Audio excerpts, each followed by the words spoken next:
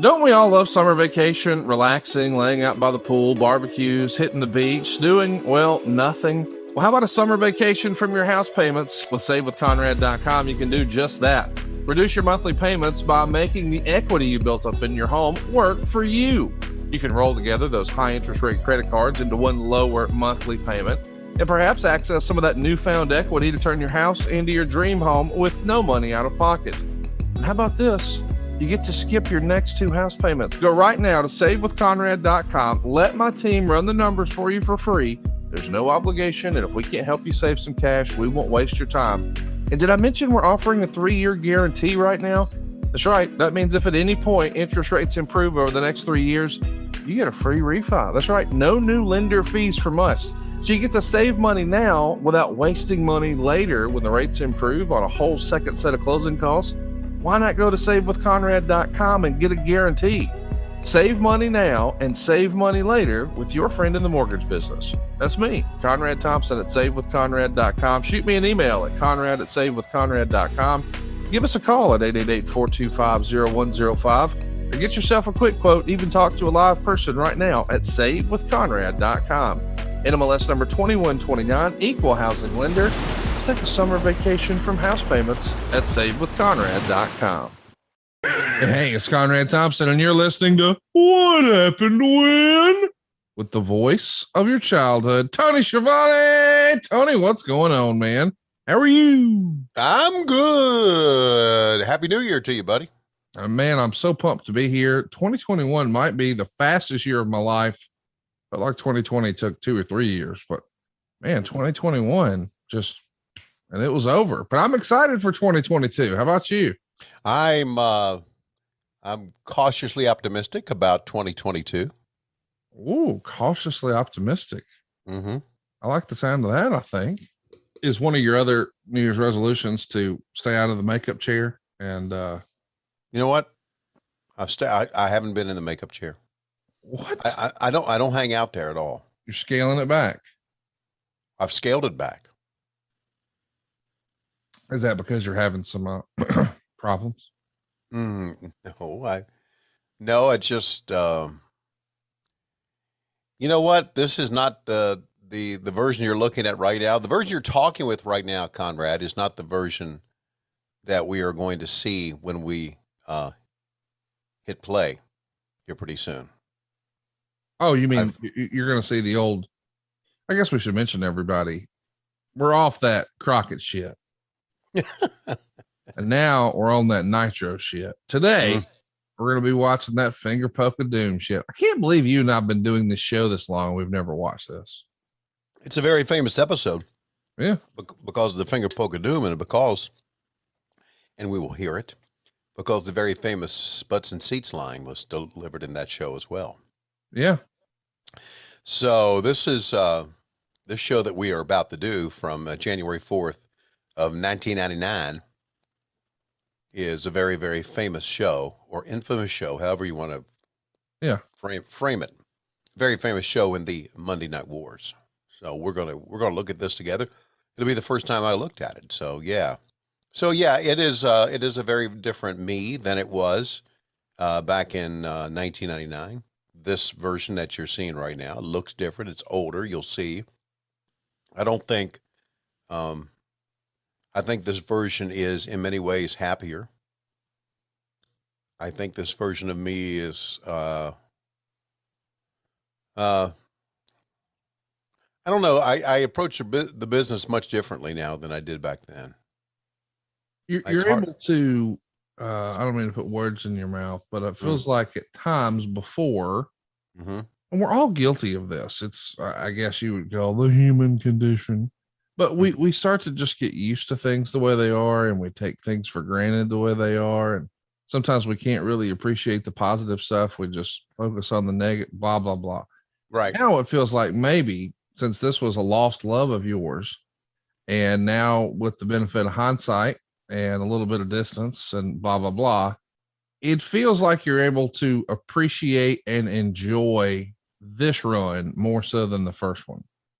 Would that be fair to say? Yeah, I think so.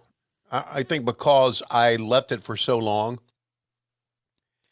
And also because I'm working now with kids, and back then I was working with guys who were my age. Yeah. Yeah, peers, right. It's there's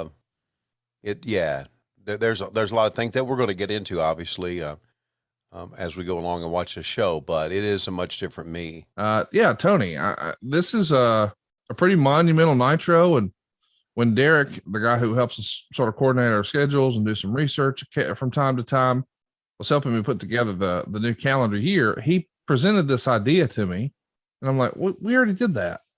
And it turns out, no, you actually watched the show that aired on Raw that night, and we never did this. So I'm excited that we're finally getting a chance to watch it. And Tony, without any further ado, I think we're ready to fire up some old Nitro. Season 5, episode 1. What an episode this will be. January 4th, 1999. Tony, I'm ready to let those good times roll whenever you've got a little countdown for us. You really think they're good times? Well, this is, I guess context is king. Mm-hmm. This is the second Nitro after Goldberg's streak ended. And a lot of people, Bobby Heenan maybe most loudly and proudly, said when you beat Goldberg, it was over. I don't know that that's the case. I've always pointed to this show and said, this is when the downhill slide began. Mm-hmm.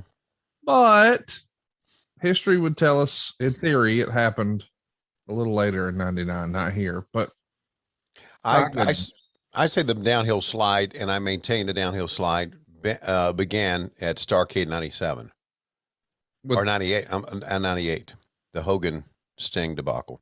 Yeah, that was 97. It was 97. Okay. That's where I say it. But you had your biggest and best year in 98. Creatively, yeah. I get what you're saying. Maybe 97 was the peak. I would agree with that. Mm-hmm. But 98, you've got Karl Malone and Dennis Rodman. You've got Goldberg. You've got a lot of really cool stuff that's going to happen. And hey, you know what? 99 has some cool stuff too. I mean, DDP became the man in 99, and there was some good stuff that happened in 99, but boy, by 2000, it was over. It was gone. Yeah. All right. So that being said, this show, by the way, lasts 2 hours, 22 minutes, 46 seconds. To follow along with us, you go to the Peacock. Go to the Monday Nitro, WCW Monday Nitro. Have you ever noticed when you click on the Peacock, it's hard to click on? You got to click right on the name Monday Nitro. Yeah. It's just hard to click. The people who, anyway, so they're kids putting together streaming services. There you go. Season 5, episode 1. Season 5 of Monday Nitro, episode 1, January 4th, 1999. You ready for the countdown? Ready. You know it's all about Schiavone! Tony Schiavone, baby! You know it's all about Schiavone! Yeah, yeah! Everyone give it up for Tony, Let me tell you something, little skinny motherfucker. I will beat your ass, plus I will beat your ass in video games. I know that you're freaking lying. killing it. How's it gonna feel to go back to Connecticut and tell the fuckers that an old 63-year-old man beat your ass? This is what you're waiting for. I know you know the score. 3, 2, 1, play! We start out with Goldberg and Kevin Nash. I guess we're going to show the loss, aren't we? Yeah, these are clips from Starrcade 98.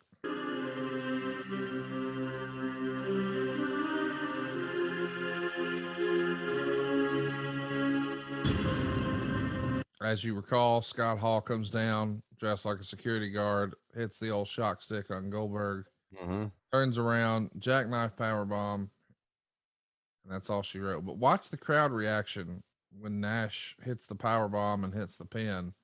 They go banana.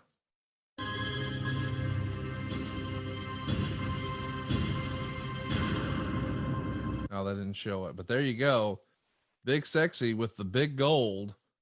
And now, of course, this is a Monster Nitro. Let's listen. Stage for the biggest rematch in professional wrestling history. Welcome to Atlanta.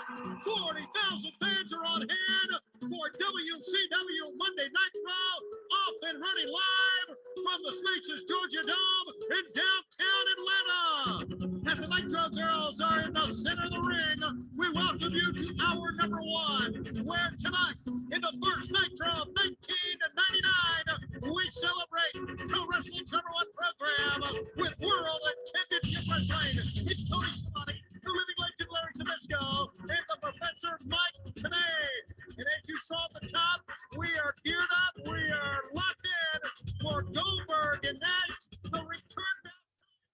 Left hand corner.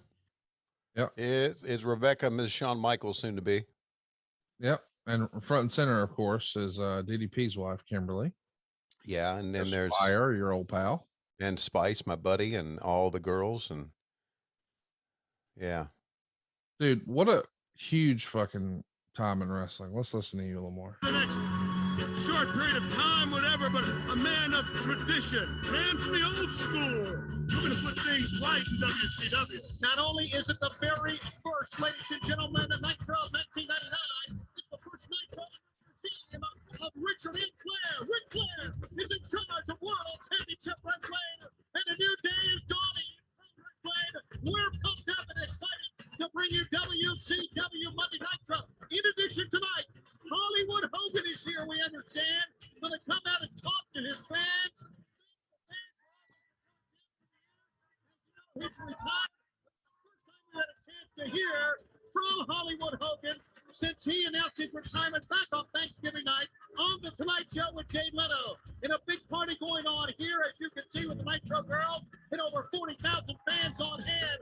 But as this party is taking place here on the floor of the Georgia Dome, there's a Nitro party going on up in one of the luxury suites here. It's our final grand prize Nitro. Dude, what a big Nitro. So Ric Flair's in charge now. Mm-hmm. Of course, that was part of the stakes from Starrcade and the Fallout. And now we've got a new world champion in Kevin Nash. And as we heard, Hulk Hogan is going to be on the show for the first time in over a month. Right. 40,000 people. This is not for, Starrcade. This is not for Halloween Havoc. This is not for Super Brawl. Yeah. This is just for a regular ass Nitro. 40,000 people in the Georgia Dome.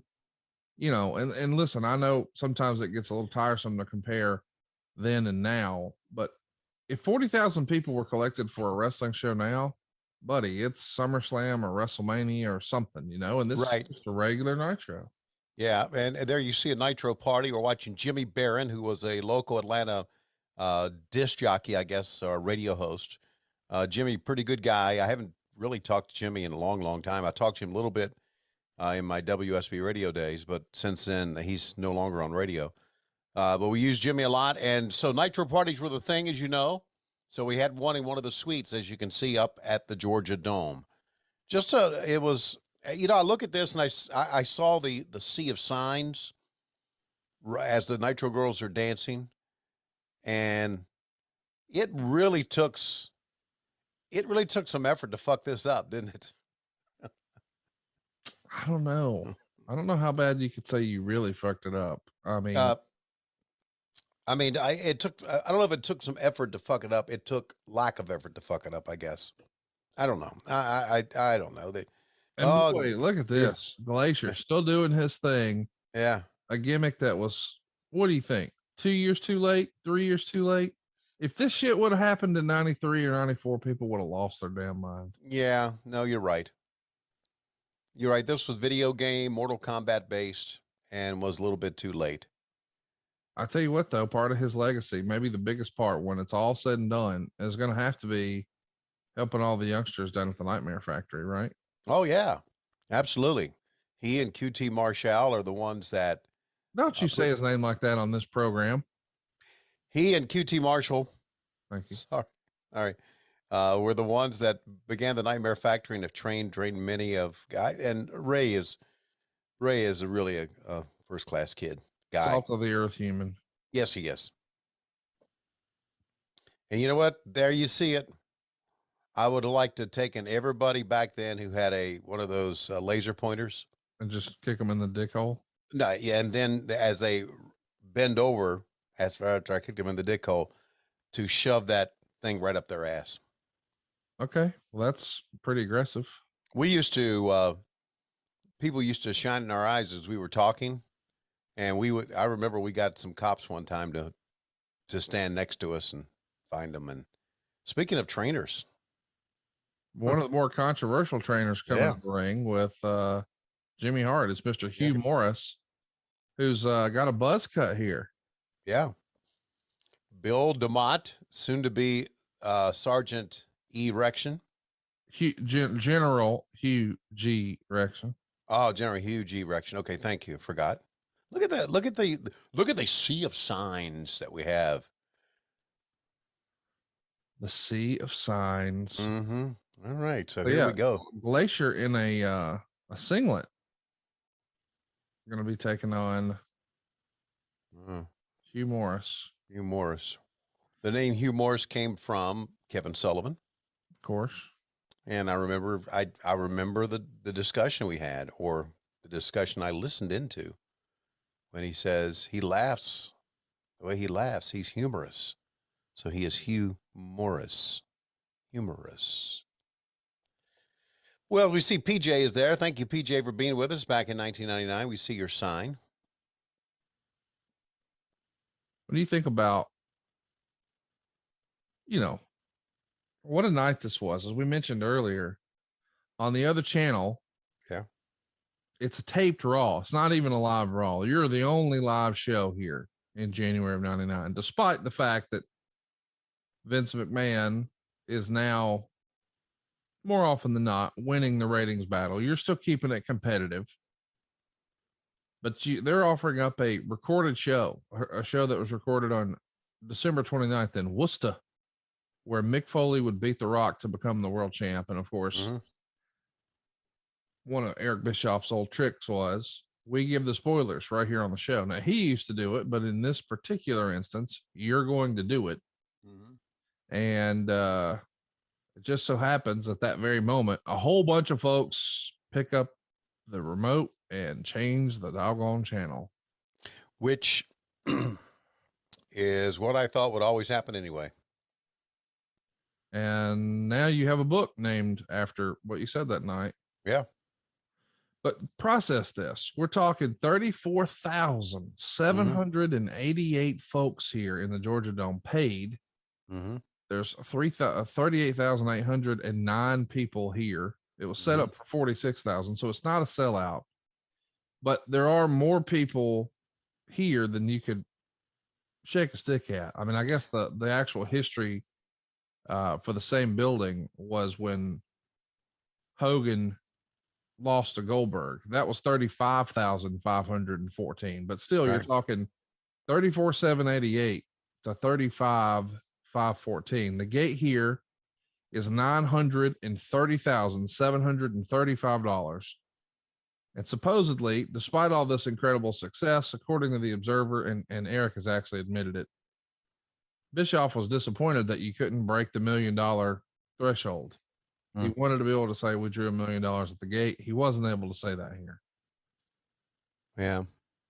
Isn't it something that it's a bigger crowd than by 18,000 than we had at Arthur Ashe Stadium? It's crazy. Look how big. Yeah. It is crazy. And to just remind everybody, oh, look at this. Let's take a listen. What a fat ass. World Championship Wrestling and what WCW has ahead of itself in 1999. Fans, we've talked about Hollywood Hogan.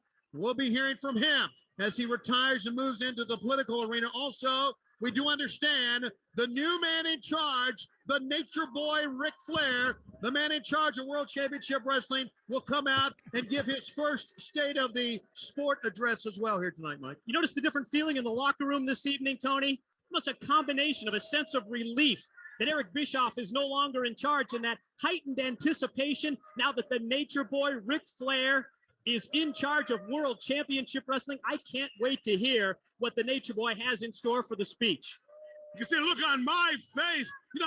I wonder how the NWO feels now that the shoe's on the other foot and they can't get away with all the legal loopholes. Flair is a man of tradition. He is a man who has bled for this sport. He is from the old school, and whatever wrongs he can right, Ric Flair will do it. Ric Flair will do it, and he got his chance when he faced Eric Bischoff last Monday. Let's not forget, he lost to Bischoff at Starrcade, but then he decided he'd put everything on the line if Bischoff would put control of WCW on the line. They agreed to it, and here's what happened last Monday. Now, who's the man? Now, who's the man? 13-time world champion. 13-time heavyweight. What a punch. What was the best part? What did you think? You dominated. The truth is, all this, I don't deserve it. I got my ass kicked last night. And damn it all, I'm ashamed of it. I got on the plane. I sat down. The flight attendant said, "What do you want, Mr. Flair?" And I said, "Hell, I want to go to Baltimore." I put the from head to toe, and I always will be. You see this? Oh, my word. $100 bill. It's yours. Yours. Yours. $3,000. Hey, he just rifled a Gucci shoe. I will lead the wrestling world forever. I will sign my house, my cars, whatever money I have, I'll sign it over to you. I will give you the satisfaction of saying you raped the Nature Boy. If you have the you-know-what to walk the aisle here tonight one more time, I ain't going home until you get your ass out here. Come on. You want your rear end kicked again? I'm more than happy to do it. You're on. I pray, just me, I pray to God that if I lose my career, end my career, or die tonight, it's going to be with me having a piece of your ass in my head. Get up, get up. What are we going to do? What are we going to do? Break. Break. The man is a fool. Put him up, put him up. Ric Flair, Nature Boy. After further studies of Mr. Flair's electrocardiogram, chest x-rays, and blood tests, I have determined that Mr. Flair did not suffer a myocardial infarction. However, Mr. Flair's blood test did reveal a high level of a toxin called digitalis, which is extremely poisonous. The source of the toxin is still currently under investigation. Heard the report from the doctor. You've got a healthy Ric Flair. Doctor, he's And not a human doctor. somebody said he was poisoned. Doctor from Charlotte. He's not even a human doctor. He's a quack. Here is one of those legends presenting the 13-time heavyweight champion of the world, the Nature Boy. Man, this Bischoff Flair thing, you guys did pretty damn well. Yeah, we did, but you know what? What? It's too long. Oh, this recap video? Yeah. Well, here's what's too long. Nitro. It's 3-hour Nitro era. Yeah, there you go. Nitro was at its best when it was 2 hours. I mean, I Right. think you could even argue back when it was a 1-hour show back in the day just kept you wanting more. But after a 3-hour show, nobody wanted more. Look at Mongo here. Grab and Benoit. And who's that on the other side? Is that In Malenko? Malenko. Yeah. Bischoff. Here comes the NWO F team. Yeah. Oh, Paul White. Big show. No, Flair. Is that Randy Savage? It looks like Savage to me. Who's that lady looking like the macho man? Randy Savage. Look at the shirt he's got on. My God, they brought out everybody, didn't they?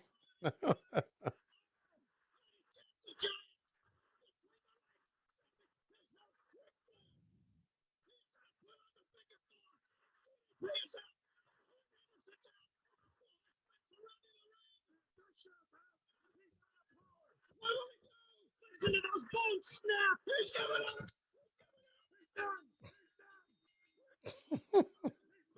You're coming up. Oh.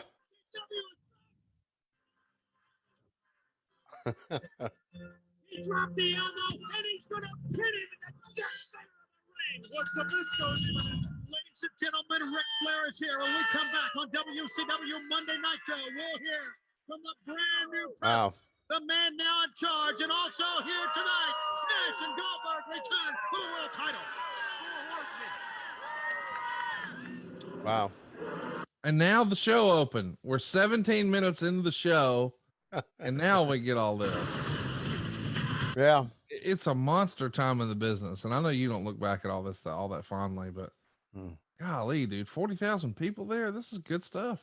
Well, it is good stuff for the time. Yeah, it's funny. I was looking at Flair taking off all his clothes, standing there in his boxers, talking to Mean Gene, and you know, and I know he would have loved to shown everybody Space Mountain. He would just, oh, would you take a look at this, Arn? Arn, David, Ashley, Reed, Mm-hmm. and in the back, I bet it's old Richard. Yes, it is. This Georgia Dome here tonight, knowing that there will not be security. Wonder where Beth was. I wonder where Mrs. Thompson is. Mrs. Thompson is a grown woman at this point. Well, David's a grown man. David's getting in the wrestling business. You goose. Oh, okay, gotcha. Mrs. Thompson is actually on this particular day. She's 2 days shy of her 25th birthday. Wow. Oh, so you got a birthday coming up here. Yeah. In the Thompson household. Yeah. You sure do. Which is why I'm saying, hey man, maybe we should try to get ahead. Gotcha. As this drops, tomorrow is her birthday. There you go. And was that? I was looking to see that. Yeah. Isn't it amazing? You look at Ashley, and now you've. Look at what a badass Arn Anderson was back then. Oh, he was, wasn't he? Yep. There's David Crockett in the background. Missed him. Yeah, no, he was back there. I believe you. Yeah. I'm trying to think who else I saw. Malenko Benoit, a very colorful NFL Players Union jacket. Yep, for Mongo. Oh. I know his health has been really bad. You know, if I'm a ticket buyer for this show, I'm thinking, hey, y'all reckon we could get some more of them matches? Sat through that long I saw a bunch of girls dance. That's cool. Yeah. Saw the light on the desk, saw a bunch of dudes talking. That's cool. Right. We saw Hugh Morris and Glacier, and we appreciate that. And then we got that 32-minute recap of Ric Flair and Eric Bischoff. But now I'm just watching. I paid to watch TV, I guess, because I'm just watching on the monitor as Ric Flair and everything that ever shot out of him walks to the ring. Yeah, you're right. You're right. 17. We are into this 20 minutes now into it, and we've had one match. You know, Dean Malenko looks. God. A handsome fellow. Well, as handsome as he could get. You know, he really is kind of ugly in real life. Oh, no, I'm sorry. I shouldn't say that. He is very ugly in real life. Dial 1010 4 Horsemen. Got you. Well, back then, you remember. Oh, I remember. Had big time collect. Yeah, 1010 collector. 1010. Isn't that amazing that used to be a thing? Yeah. We were somewhere recently, and somebody said, look, and we looked over to the right, and there were some payphones. And it's like, what's that? What is that? Well, no one uses a payphone anymore for a number of reasons. No, the other reason is because of the germs, right? Here we go. All right, you know I'm not working yet. Ric Flair, you're boss. You are boss, and you call the shots, and there's a lot of people that are very happy in World Championship Wrestling.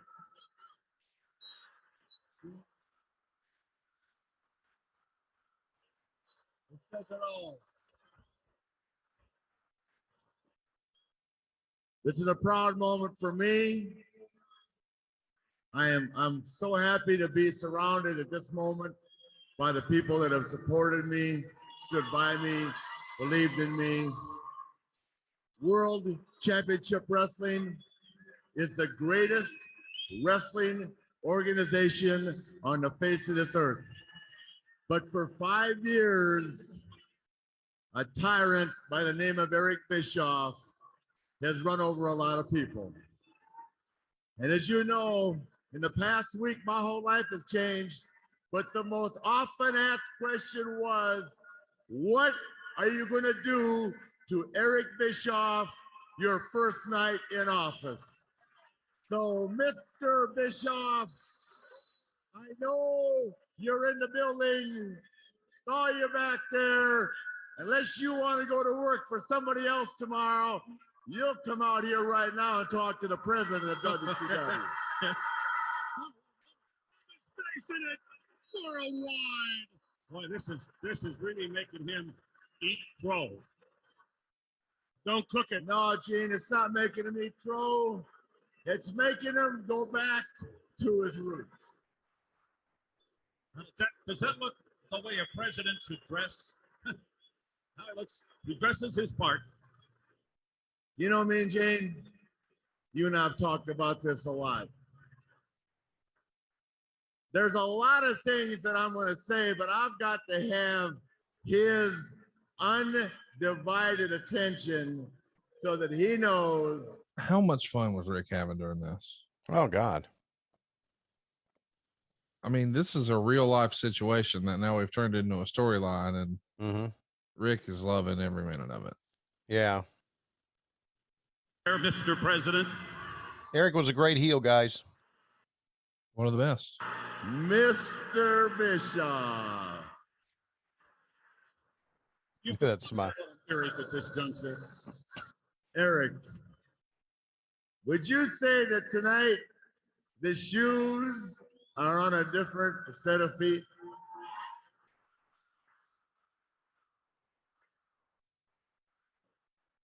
What? I'm not going to beat around the bush. You know, over the last 5 years, you have taken great pride, almost to the point of, you know, some kind of self-dedication to making me feel very small on many occasions. Not only in the eyes of my contemporaries, Hogan, Savage, name a few, but in the eyes of my peers, you have humbled me many times. The easiest thing to do, Eric, would be to say, pick up your last paycheck. It's been nice seeing you. But that ain't it. I put a lot of thought into this. And since you had fun taking me out of the main event status and putting me on the opening match, as of tonight, and it could change, but as of right now, you officially are working for Tony Schiavone over in the announcing booth. There you go, Tony. You can't do that. I got a list of things I need to abide by here. Yes, I can. Let me add some. And at the same time, I can cut your salary in half because you're not going to be visible on TV anymore. So get over there. Mr. Schiavone. Yes, yeah, Here I am. Please get a headset for Mr. Bischoff. Yes, Mr. Flair, And we have make one. sure that he knows how to do play-by-play. We'll teach him if he doesn't know. He's going back to his hey. roots. He's done it. Give him tenacious on me with these guys here. Mike, just for a second, you know, go ahead. I know. Woo! We got a place for him here. I guess they're making room for him back there at the announce position. Yeah, no, bring him up. So there you go. Wow. We're still 25 minutes in. This segment's going to continue. Wow. We've had one match. Meltzer would say, overall, the Georgia Dome was an absolute disaster of a show. Probably take 18 pages to list all the reasons why. During the show, on 2 occasions, the chimpanzees running WCW told Schiavone to say that Raw was taped and that Foley would be winning the title in the opposition show. So don't switch channels. Nitro was beyond awful. And he was telling people there's a world title change going to happen on the other channel. Who runs this circus? He also knocked Foley, laughing about a company that would make him champ, which isn't going to help Schiavone's rep with wrestling fans since Foley is so universally respected. The WWF shot back when they heard what was being said. since even though the show was taped, the commentary is done live. And they said they weren't going to prevent a main event that starts 2 minutes before the show goes off the air and consists of nothing but walking and talking. Mm-hmm. So yeah, pretty big time day in the history of wrestling. Mm-hmm. And this is all happening, we should mention, just a handful of days after Eddie Guerrero was in a major automobile accident in the middle of the night on New Year's Eve. Yeah. He suffered a lacerated liver, a fractured pelvis, a large portion of his calf was ripped off. He was unfortunately falling asleep in the middle of the night, and this happened while he's driving his Trans Am. So he crashes, he's ejected through the roof of the car, car's destroyed. And Meltzer would say, had he been wearing his seatbelt, he would have surely been killed. He was thrown from the car and landed in the sand face first. When the police came, seeing the condition of the car and the scene of the accident, they were stunned he was alive.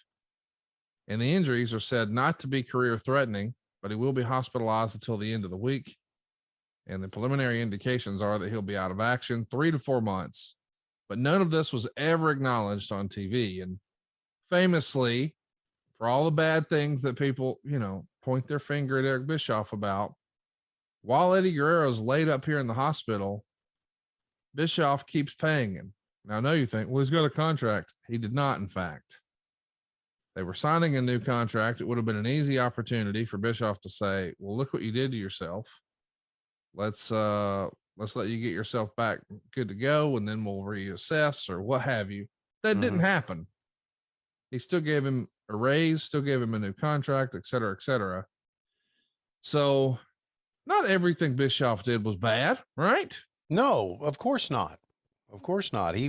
Listen, Eric Bischoff pulled this company up by its bootstraps, if I can use this cliche, and made it into something when no one else had the vision to do so. We use the word vision a lot, but it's true.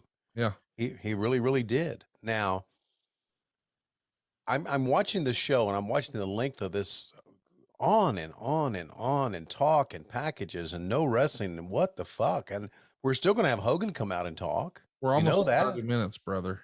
Yeah. And our main event, by the way, is a rematch from Starrcade 98. That's the reason 40,000 people are here. Right. They want to see Goldberg versus Hogan.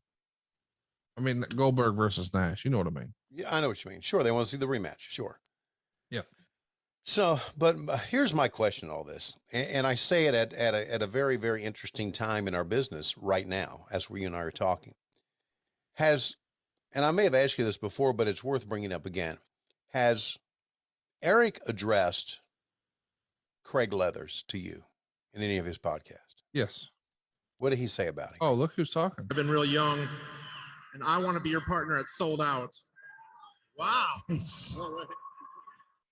Oh, man. Well, Hey. what about it, Dad? What about it, President? I love him. He's my son. He's not ready for this. And I'll know when the time is right. He knows what he's doing. Wow. Did you hear that from the enforcer? You and me? Henny? I'm ready. All right. Okay. All right. Thank you. Everybody, it's the greatest wrestling program in the world. Enjoy yourselves tonight. It's World Championship Wrestling at its best. All right. Give it up for the And just like that, a star was born. Of course, David Flair would go on to be on a bunch of pay-per-views, be involved in storylines with Hulk Hogan. He would become the U.S. champ, and Roll Tide, Stacy Keibler. We work with each other. Heather, get me some water. I mean, listen, you know, you could get on here and say, well, back in 97, I came in second in the G1, and boy, I was IWGP middleweight champion. Then I even had a quick little run with the TV title over in the NWA. Or you could say, Stacy Keibler. And who says, yeah, I want the first one. I want to be in the G1. Yeah, put me over. I want to be the king of it. Stacy Keibler. Yeah, I'll take that one. Oh, it comes with a U.S. title too? Give me that. David Flair low key unsung hero of professional wrestling. Yeah, I'm with you, buddy. I'm with you. So Booker T's going to wrestle here. Thank God we're having a wrestling match again. What has he said about Craig? He didn't love him. Yeah. Just have you talked to Arn Anderson about him? No, Arn Anderson won't say talk anything about him. negative about anybody at all. All right. All right. Well, if you talk to Arn Anderson, you talk to anybody who worked behind the scenes, you talk to Kevin Sullivan, you know, Craig was just drunk with power here. And he and Annette, like, we're doing their best to take over the company. Look at who's Booker T wrestling here.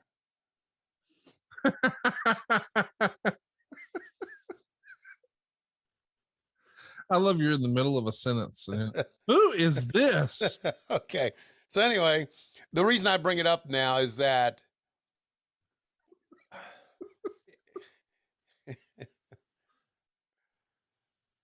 oh God. Well, guess what? Here we go. It's about over. Emery Hale is going down in 50 seconds. Okay. Who is this? You were literally in the middle of a sentence and had to stop. Like, what the fuck is this? I had to stop when they fucked up a spot there. All right. By the way, I want to mention Nitro here. You want to guess the rating? I don't know. 6, 5. Okay. Raw that night got a 5.7 Mm-hmm. next to you personally. Mm-hmm. But Nitro itself got a 5. Now, here's the thing. I'm sure a lot of people are thinking, well, is that good? I mean, you got to have a concept, right? September 14th, 4.5. September 21st, 3.9. September 28th, 4.6. On the 5th, 4.5. On the 12th, 4.6. On the 19th, 4.4. October 26th, 5.1. First time you hit 5 in a while. November 2nd, 4.1. The next week, 4.1. The next week, 4.3. The next week, 4.5. The next week, 4.2. The next week, 4.2. The next week, 4.2. The next week, 4. The next week, 4.6. And then here, a 5. So I won't have a bunch of, oh, the sky is falling talk. I mean, you got a 5. All right, guys, enter the room dick first. Blue Chew isn't just a tablet. It's a cheat code for your crunch. Stronger, harder, longer lasting. Like somebody gave your downstairs a pep talk and a gym membership. Blue Chew is the original brand offering chewable tablets for better sex. Jack could climb his own stalk on one of these beans. Guys, this isn't just about performance. This is about legacy or third legacy. Give her group chat something to talk about. Nothing makes you more of a legend than a little Blue Chew. Discover your options at bluechew.com. And we've got a special deal for our listeners. As always, get your first month of Blue Chew free. Just use promo code WHW at checkout and pay $5 for shipping. That's it. Join Blue Chew's mission to upgrade humanity one thrust at a time. Head on over to bluechew.com for details and important safety information. And we thank Blue Chew for sponsoring today's podcast and Tony's Wiener. Hey, come on, you got to join in here. I mean, if you don't say anything, I'm going to have to make a report to Mr. Flair here. It's my job. I'm going to have a meeting with him tomorrow, and if you don't say anything, can we go to the ring? We just won't fire him. I'm not going to fire him. And we got to, you can't just, as a supervisor, you can't just fire people today. Yeah, you can. You could have fired him. Sure could have. Cool? What if you would have fired Bischoff early on, back when you had power? I'm going to be honest with you. I never had the power that you may have thought and people thought I did. Well, if we say you did, then you did. Well, okay. If we say you did, they did. Okay. So anyway, the reason I brought up Craig Leathers was he was running the show production-wise back then, and they had a guy who should have run the show back then, who to me was the best, and that is Keith Mitchell, who, by the way, just retired, and I wanted to bring him up on this podcast because we just honored Keith at AEW as rightfully should, because Keith has had 40 wonderful years in the business. And, well, here's Chavo and the Hobby Horse. Yep, there he is. You guys were looking for somebody to put with Andrade and AEW to make him cool, I guess. And you thought, hey, let's get the guy who used to ride a horse head on a stick to the ring. Didn't last long, did it? Be all set. By the way, my uncle, these are two of his very favorite wrestlers. God rest his soul. He passed in 2020. But he loved the Big Wiggle, and he loved the idea that there was a motherfucker that rode a hobby horse to the ring. So as silly as it may seem, and don't get me wrong, it is. These are two very capable performers. Yep. Half of the wrestling stunts that you see in Hollywood, if you saw Glow, or if there is a show happening where there is wrestling happening in Hollywood, Chavo Guerrero is probably involved somehow. Yep. And if you enjoy what they're doing with NXT or any of the folks who've come through the WWE system in the last decade or so, good chance Norman Smiley has helped put a little polish on them. There you go. Great performers prevail, and they ride hobby horses around the ring. Well, that's the thing. You know, listen, Dusty used to say wrestling is like a buffet. You got to have something for everybody. So we got to have some hard hitting action. We got to have some technical wrestling. We got to have some acrobatics, and we got to have some funny. And the comic relief, the let me up stuff, the Big Wiggle. My God, that's what when my uncle went to a wrestling show, he wanted to see the big stars and the Big Wiggle. Yeah. And I should know this, but I don't, and that's my life. Is Norman Smiley? There we go. Is Norman Smiley still with NXT or with? Yeah, yes. I think he'll be there forever. Okay, well, good. He and Steve Regal, who, by the way, Steve and I texted back and forth for New Year's. It's good to hear from him. One of my favorite guys of all time, Steve Regal. Really wish I was still working with him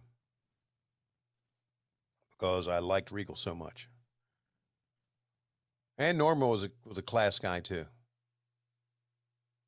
Yeah, there's a thing that in wrestling, I believe that maybe I'm wrong.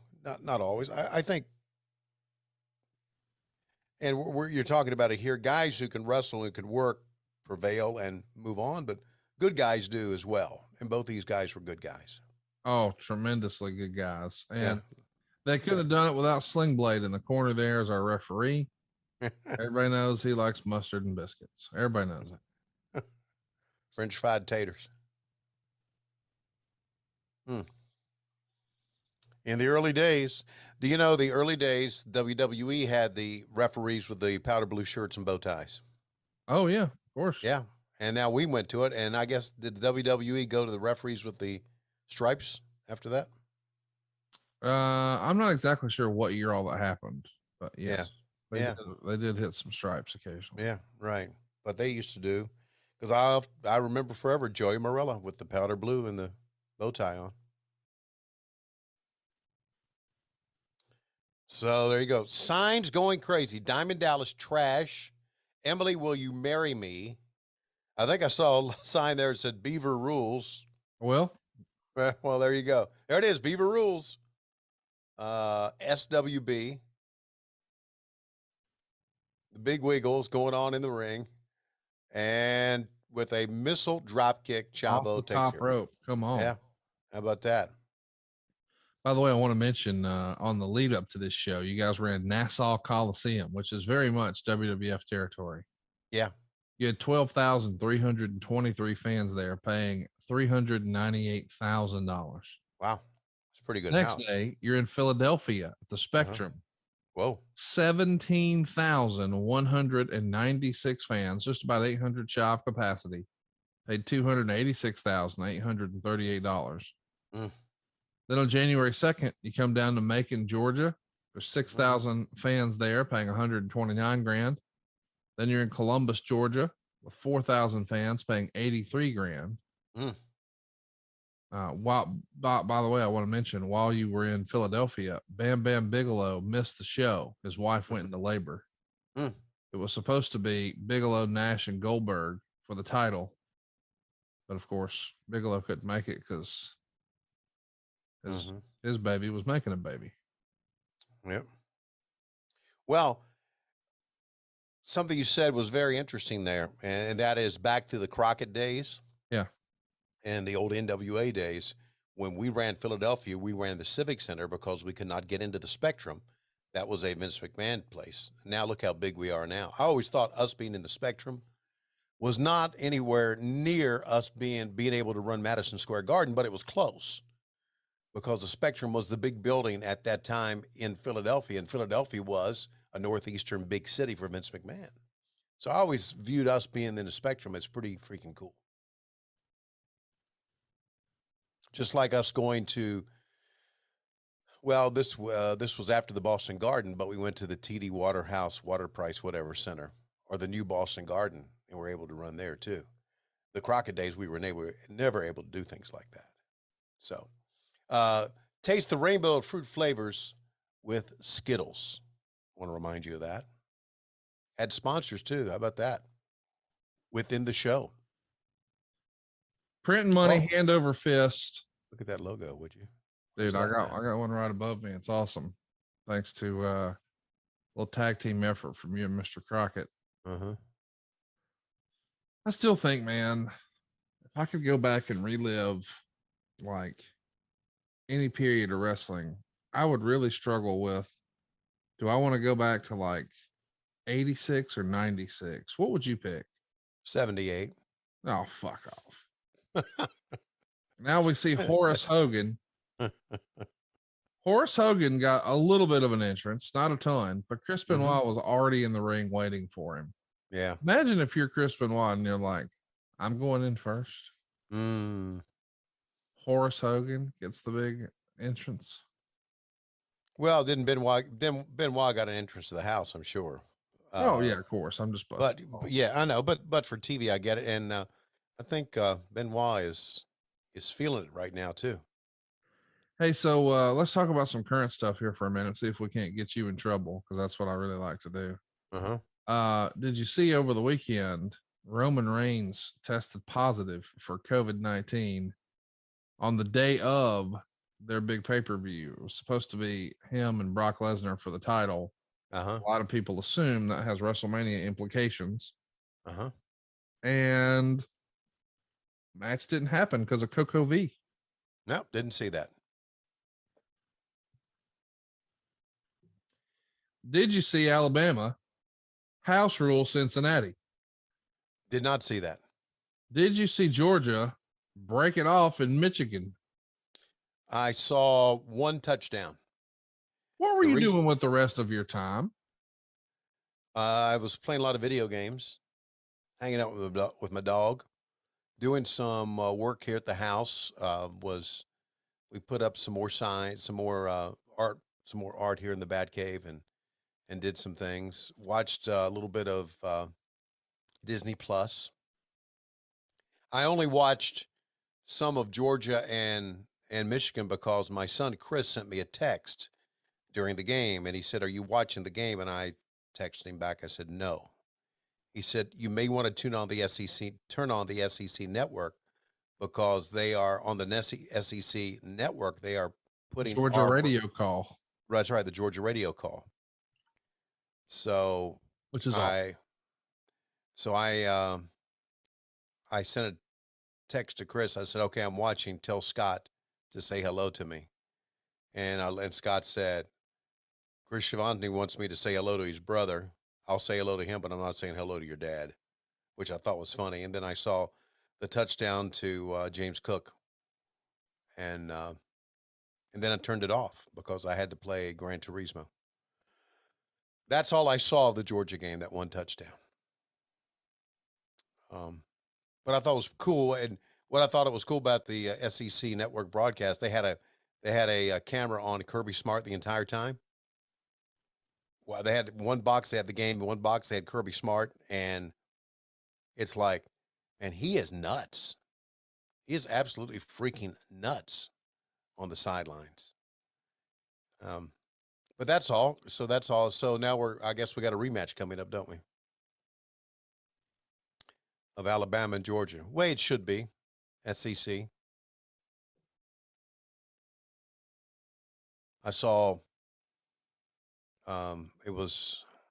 believe it or not, I did probably watch more of the Rose Bowl. What? Than I did the national championship game, or the. You ain't seen that yet, but I bet you won't watch that either, will you? No, I won't. Because you know the result before they even snap the ball. Don't know the result. Well, here's a spoiler. Alabama is going to pick up the win. Well, it's one of the two. You got a 50-50 chance of calling the Better right one than there. better than 50-50. Okay. All right. Well, good for you. I know, And good for them. Give a shit less. Yeah. Right now, though, there Okay. is a betting line out there. Okay. And do you want to guess what the experts are saying? Alabama, Georgia by 2, 3, 4. Georgia's a 3-point favorite. Oh, well, there you go. This is the second time that Alabama has been an underdog Mhm. in years. The last time was against Georgia. Okay. And as Leon from Curb would say, they tapped that ass. Yeah. Well, gee whiz. What are we going to do, huh? Well, We gotta prove them wrong, don't we? no, it's not going to happen. Alabama's going to tap that ass. Everybody knows that. Everybody knows that. Well, that's what I mean. We gotta prove the experts wrong, don't we? Oh, yeah. That way to be positive. Yeah, right. Yeah, we got to prove them wrong. And Can I say this? Who gives a flying fuck about football? About college football? Not me. Okay. We're watching want- old bullshit wrestling. From Okay, I don't- 99. Yo, who gives? I don't want to see a bunch of drunk college students, or a bunch of overpriced boosters. You know, I just, and like I was glancing the other day at the Rose Bowl and I saw the coin toss, right? And Oh, wait, that's a big moment. Wait. all right. Hang on. You have a warrant for my arrest? That's correct. You're kidding me. No, I'm not kidding you. Whatever it is, whoever charged me with whatever it is, like I said, you know, Jack knows, everybody in this city knows that I do nothing but positive things for this community. I do all the things for kids. I do things for the fallen cops. So you and you and you, nobody here can take me in for anything that I didn't do. You got that? I don't care, because whatever it is, I'm innocent. Like I said, none of you guys can take me downtown for something I'm not guilty for. Not any one of you guys, or collectively, all of you. You got that? I don't like being wrongly accused. So whatever it is, it's bogus and it ain't true. Huh? I don't hear anything else. I have an arrest warrant for you, Mr. Goldberg, and you're going to have to go downtown with us, regardless if you like it or not. You are going downtown. First of all, I don't like it. Second of all, whatever it is, like I said, I didn't do it. So every gun you got and every piece of mace you got, it's going to take every single piece of weaponry to take me down there. Okay, so you prepared to do that? I hope you are, because I am. I stand for good in this community, and nobody can tell me otherwise. Man, Okay. this is a breaking What's going story on? here. He's being arrested. For what? I don't know. What do you want, Jack? Just calm down. You know and I know it ain't true. You need Whatever to calm it down. is. I understand it, but you need to calm down. Let's go to the Calm precinct. down. I got my whole life on the line I here. I understand. got my reputation. We're calling defamation of character here. Bill, Okay. listen, didn't I do understand. it. Listen, you calm down. I understand, okay? Go to the precinct. We're going to get all the information. Detectives are going to find out what's going on. Jack, Everything will be that's BS, straightened out. okay? Look. It ain't right. This is not right. You know me. Listen, go to the precinct. We're going to get the information. Everything's going to be taken care of, okay? Listen, calm down, Bill. Listen, calm down. Last time I'm going to tell you. All I need you to do is put your hands behind you. My hands behind Put your hands behind your You know back. what this makes me look like, Jack? This makes me Bill. look like I'm guilty. Look, I understand. Just put your hands behind you. Let the officers handcuff you. We're going to take Bill. Put your hands behind your back. Listen, I'm going to tell you one more time. Put your hands behind you. Look, you understand. You know me, okay? Do like I asked you. Let's go to the precinct. We're going to get everything straightened out, okay? All I got to Right? say, Jack, is we've been friends for a long time. You do your job. You do what you got to do. And I guarantee you, I'll be vindicated, because this is wrong. Bill, I understand. You do I- what you gotta I do. understand. Let's just go on down there. We'll get the information. Everything's going to come out This okay. is wrong, Let's Jack. go. This is wrong. Let's go. Let's go. This is Find out wrong. exactly what the charges. This is a breaking story. We're going to follow. Well, boy, that took a long time, didn't it? It went way too long. I Yeah. shouldn't have let him try to act. And look at this. Come on, Bill. All right. So anyway, What's going to happen here? He needs to just go with these men, get this taken care of. get back here for this world title match. Well, you know, the way the laws are, any idiot, any moron, any liar, Eric. This is fine. Come on. What's going on? Step back. Come on, get off me. Step back. I got a match with him. Step back. I'm telling you to What step is back. Understandably, Kevin Nash is the one who made this challenge and made the match. Oh, this Last is funny? This is funny to you? Talking to. I think it's funny because I'm a law and order politician, and I believe in a man doing this crime if he's guilty, and he's guilty. That's so funny. Your vote will be appreciated. Thank you. Our politician has arrived. Eric, are you going to be the VP? Well, Bishop, this got to make you smile, Bischoff. There was. By the way, we know the story. Goldberg's going to show back up a little later. Hogan and Nash, when that match actually gets in the ring, the rating's going to be a 4.6. Meanwhile, Mankind versus The Rock is going to get to a 5.9. But when Goldberg shows up, people switch the channel. Nobody talks about that, but Steve Austin has the biggest pop in the history of pops that night for the live crowd. But they go from a 5.9 to a 5.1 for the finish and post match. Meanwhile, when Goldberg shows up, you guys go from a 4.6 to a 6.5. Wow. No one does talk about that, do they? No. Yeah. No one says, oh, by the way, they came back. Yes, they did. Yeah. Yeah. No one said, well, there you go. History is written by the winners. Yeah. Or lied about by the winners, whatever it takes. Anyway, back to just one snippet about the Rose Bowl. I saw the coin toss and the SEC officials introduced a guy in a red jacket as, would you look at the young Chris Jericho here? More importantly, would you look at Ralphus? Anyway, I look at that guy in the red jacket and I'm thinking, and I'm saying, that fucker is what's wrong with college sports. Because here he is, obviously making millions of dollars off of kids playing a sport for free. And that's what's wrong with college sports. And that's why I don't like it. What's wrong with wrestling? Nothing. Love it. Why don't you watch it? I do. No, you don't. You only watch wrestling when you're getting paid for it. You never watch wrestling because you want to. No, I want to sometimes. Okay. When was the last time you just sat down and said, let's fire up some wrestling? Tell us what you watched. I watched the CM Punk match where he won the title in Chicago and walked away with the belt. We watched that on our program. No, no, we didn't. Yeah, on Patreon. We watched it. No, we did not. We did not. I wanted to watch it after CM Punk came into AW. I wanted to watch it and I tuned it in and I watched it. So there. Okay. You showed us 38 hours of new. I'm not, I didn't, not us. I showed you. Yeah. Because you no, I hate bullshit people. Yeah. Here you are friends with Dave Silva. Oh, yeah. And Evan Polisher. And all the other jack-offs you got on staff. I don't know what that means. Staff full of jack-offs. Look at the guys got their shirts off, man. Just yank off their shirts and paint your body, baby. And it's painted Jericho. Look at that. Chris getting himself a following here. So yeah, Perry Saturn looking like $1 million here, taking on a very young Chris Jericho. Did you see some journalist the other day wrote a little article saying that Chris Jericho was the greatest of all time in professional wrestling? Really?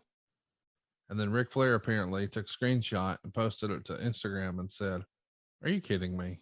Yeah. Which I think is hilarious. I mean, can you imagine a chop off, a woo off, a promo off with Jericho and Flair?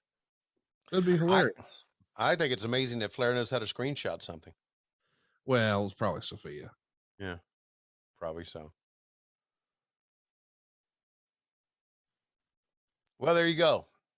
I just think I love the visual or to fantasy book Flair and Jericho in a promo battle in 2022. Wow. Will that be interesting? That would be Doesn't have to happen on AEW. I know you want to keep Flair a long way away from AEW. I get that. But I'm just saying it could happen on like a cruise ship or a stage somewhere. Doesn't have to be in a wrestling ring. I don't think anybody wants to see the Lion Tamer versus the Figure 4 in 2022 with a 73-year-old Ric Flair. No, I think you're right. They don't want to see that, but a woo off. Yeah. Yeah, that would be very good. That would be very entertaining. Can you imagine? What if they just let Flair sing Judas? Wow, how about that from Jericho? Hey, that was a hot move in January of '99. Yes, it was. This is by the way, this has always been and always will be my favorite version of Jericho. And I'm not saying that's a shit on Chris today. I'm just saying he was coming out here and mispronouncing guys' names and the move of 1,001 holds, or all of his funny over the top Monday night. I had that Monday night Jerichoholic shirt. Just top knot Jericho is my favorite Jericho. Yeah. Well, there you go. Chris was ahead of his time. Ron Mysterio Jr. Yeah, see, just good stuff. Very entertaining stuff, man. And I was convinced that Perry Saturn was a fantastic performer. I was a big fan of him in ECW as part of the Eliminators. And I know there was a rap amongst a lot of people, quote unquote, in the business who felt like, the ECW stuff was trash and it wasn't as good or what have you. But boy, Perry Saturn held his own here in WCW. Did he not? Perry was was solid, man. Yeah. And not only he had this, I don't know if you could call it bizarre look, but he had a different look. That's the idea. Yeah, stand out. Yeah. He stood out, but he could perform too. He could work, man. And I know his life would kind of hit the skids later on, but Perry was always to me, a first-class guy. And these two are having a pretty damn good match here. So there. And who would have thought at this point, and I'm not saying this to be disparaging. Again, I'm a big fan, but as fun and entertaining as Jericho was here in this version of himself in WCW, and we know later in the year he's going to interrupt The Rock's promo, but I'm just saying at this point, it would have been hard for me to imagine, he's going to be world champ in the WWF. Mm-hmm. Now we know, his career literally had no bounds. I mean, to this day, he's still in a featured spot, but it just would have been hard for me to imagine he's going to be in the mix with, not just in the mix, he's going to beat Stone Cold Steve Austin. He's going to beat The Rock on the same night. That's right. Be the first ever unified champion. Because WCW had always sort of slotted him, cruiserweight television.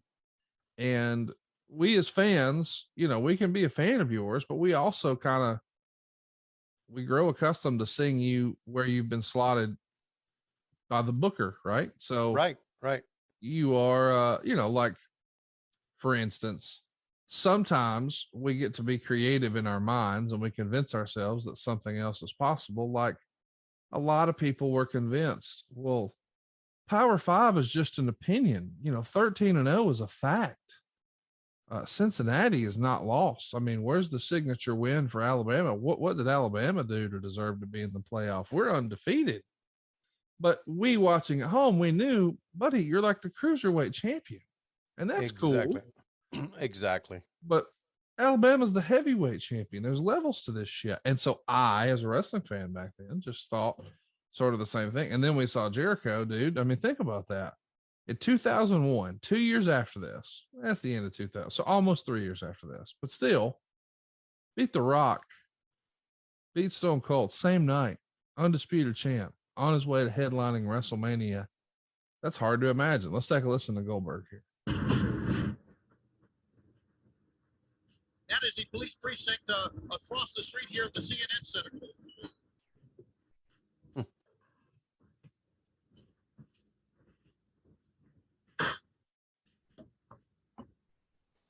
anybody needs us, we'll be in room 3.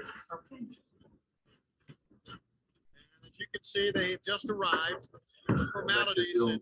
3 and what's going on?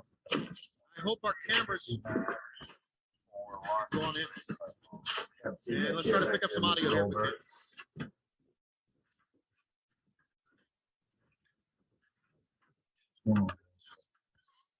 Goldberg, you're under arrest right now for aggravated stalking. Aggravated stalking. That's correct, Mr. Goldberg. It's a joke. Elizabeth Levetsky filed charges against you. First of all, I'm not capable of anything like that. Second of all, I don't even know who Elizabeth Levetsky is. I do. Bill. Miss Elizabeth. You crazy? Miss Elizabeth? Miss Elizabeth.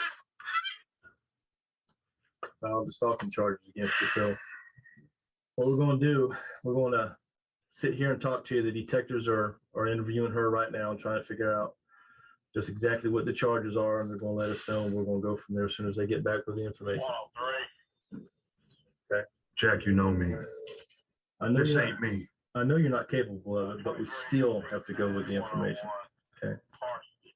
You guys go ahead and do your job. You can be the one to pay for this because it was not me. All right. As soon as we get the information, we'll let you know what's going on. Okay. They're interviewing her now. All right. So the storyline here is aggravated stalking. Mm-hmm. And don't forget, we're 1 hour and 2 minutes and 34 seconds into the program. That is without commercials. So we're really probably closer to 1 hour and a half. We're about halfway through the show. Right. And our advertised main event, why these 40,000 people are here in the building, well, 38,000 because, you know, everything's wrestling, is to see the rematch, which is Goldberg and Kevin Nash. They want to see this guy, Goldberg, win his world title back. Right. And instead, he's been arrested, and they do explain he's right across the street. But still, he's been arrested for aggravated stalking. And as the story goes, the original storyline was Miss Elizabeth was going to accuse him of rape. And of course, Goldberg said, ain't doing that. Yeah. What were you talking about? Goldberg raping Miss Elizabeth? I was looking at, to be very honest with you, I was looking at about how beautiful Mrs. Shawn Michaels was, because she was beautiful, absolutely beautiful, and a beautiful person to boot. One of the nicest ladies I'd ever met. Hey, little thumb wrestling. I love you're just glossing over the rape. That should not happen. I mean, no, and Goldberg was right. Yeah, what a terrible no. Yeah, that's not putting a storyline. By the way, I want to add context. You know, Eric Bischoff, if he were here, and he's not, he's up the road. But if he were here, he would tell us context is king, Conrad. I'm saying all that to say, I can't believe this is real. That they would even consider rape? The rating, as we've established, 5.0 and a 5.7. Remember the date on this show. It's January 6th. You're head to head with the College Football National Championship. Yeah. That's a strong ass rating considering what else is happening. Was the College Football National Championship actually on that day? Yeah. Okay. Well, this was before the playoffs, obviously. Yeah. Right. And this was before ESPN completely ruined the bowls. So, and made the bowls meaningless. So, here's Miss Elizabeth. I just want to get some information here in reference to this perpetrator. When was the last time he confronted you, ma'am? It was just a few moments ago, just right outside in the hall and at the water cooler. Okay, right outside by the water cooler. Yes. Okay. Any other information that you can possibly provide in reference to us nailing down the suspect? I filed 3 reports already. Yes, ma'am. Have you read them? Yes, ma'am. We've He read follows me everywhere. I mean, Now, what do you mean by everywhere, ma'am? last Monday in Baltimore. I mean, at the pay-per-view before then. It's everywhere I go. Every hotel that I am at, I'm at the Marriott, and I turn around and he's there at the arena. I walk down the hall, he's there, he's following me. I can't take it. I go to the gym. I just need to relax. And who's there? He's there. He's behind me. He's always there. Did you feel threatened? Did I feel threatened? Of course I felt threatened. Well, take a moment. I'll talk to you outside for a second.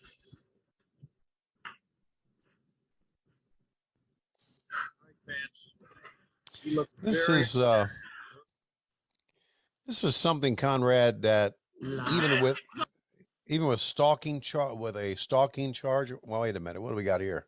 This is the LWO video. And my homies party and really hit it, man. Show us some lowrider. Órale, say home. That is one sweet ride. I said, I like it, man. Hey, check out the mamacitas. Are you guys ready to party? Woo, do I want to party with that? Hey, homes, check that out. Órale, ese vato. Ese Spider, check out his ride, man. Isn't that sweet? Oh, yeah, pop it, man. Give me some sky. Oh, that's right. We're gentlemen. Let's escort these ladies off the cars and let's go show these mamacitas a good time, man. Woo! Am I ready to party with that? Guys, you ready to go back in? Yeah, let's go party! Oh, wait. Hey, what? Park the cars and show the gentlemen. Ladies, should I escort you?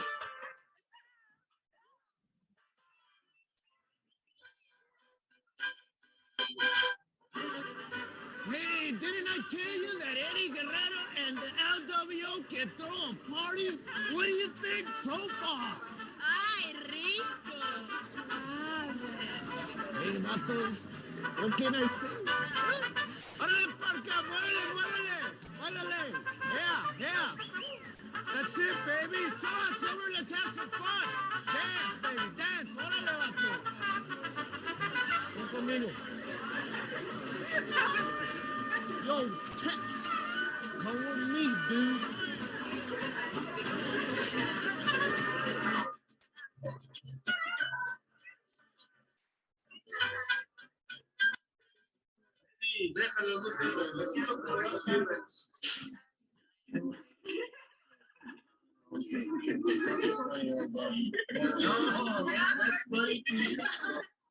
Do we have a problem? Just kidding. Eddie Guerrero, on top of the Latino world. Man, girls, if I can promise these vatos the world, don't you think I can give it to you, baby? Definitely. That's right. Because who's the man? You are. Who's the vato loco? You are. Who's the homie? You are. That's right. And don't anybody forget it.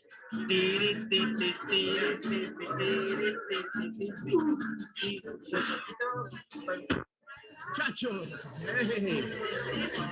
Hey. Más dinero. El respeto que se merecen. More money, the respect you deserve, and now beautiful women around you. Hey, man, show me some gratitude. Give me a soda. Oh. Ladies, would you like a soda too? Gandhi, show us a gentleman at your own homes and go help Damien with the soda. Oh, David. Thank you. Yeah, really cool. Hey, I'll treat you. This is good. Well, full house. W, hermanos. ¿Quién es Eddie? Sí, change too much, cabrones. Who's Tracy?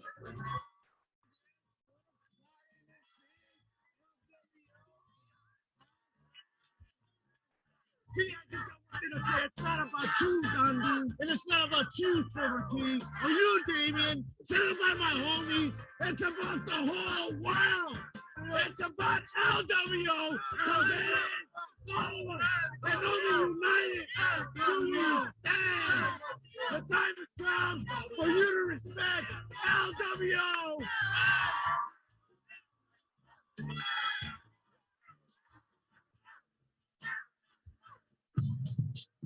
By the way, Hmm. as that is airing, Eddie Guerrero is laid up in a hospital bed. Wow. 31 years old. Wow. And how long did that take? Jesus. Yeah, that was quite a video there. That was quite a video. Yeah, absolutely. Speaking of overachievers, we talked about David Flair earlier. Here comes another one. Yeah. Billy Kidman. And behind him, one of the most exciting wrestlers anybody ever saw. Right. Rey Mysterio Jr. Or as Jericho says, Ron Mysterio Jr.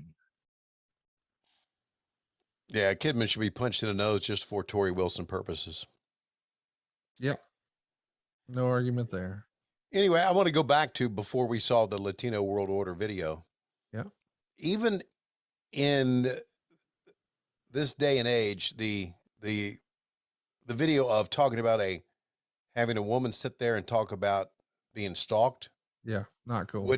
Not cool. Wouldn't even be, you couldn't put it on the air today. No. No, it's just all wrong. And I'm not so sure. You ever do any stalking in your day? None. I just not sure that how much that Latino World Order video could put on the air. I mean, I don't know. I it was kind of a cliche-ish with the band. But anyway. So there's Psychosis and Juventud. Yeah. Going to be taking on Ray and Kidman. But this is WCW right here. This is Nitro era WCW right here. Dude. Yes, it is. Yes, it is. Isn't it amazing? These were the actual stars. They really were. Yeah.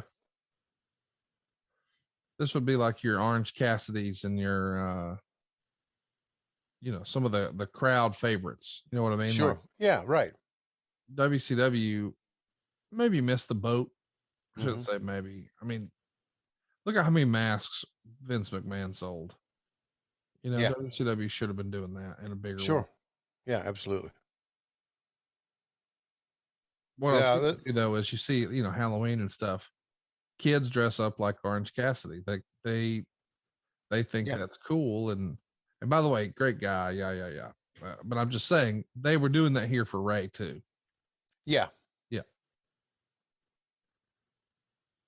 And they're off and running, man. They're wasting no time. 40,000 fans too. This is probably one of the bigger crowds that any of these guys have wrestled in front of. It's got to be exciting when man, more people than ever are seeing me right now. Yeah. 40,000 fan. Well, a little disagreement there between Psychosis and Juventud. I think the idea is they're trying to get Hoovy to commit to join the LWO. Oh, got it. 40,000 fans, as you mentioned, and had to sit on their hands with their thumb up their ass, so to speak, while we watch all those videos, right? Yeah, including Liz being interrogated. Right. Or Goldberg being interrogated. It's just. Yeah. Yeah, it's terrible. And of course, hindsight being what it is, it's still terrible. Yeah. Here he comes. Dayglow Yellow. Tijeras. Thank you very much, Excalibur, for teaching you a few new words. Yes, he's helped me out a great deal. Cazadora. What else? Also, what else has he? What other words has he taught me? I don't know. A lot of different moves. Tequila. Half and half.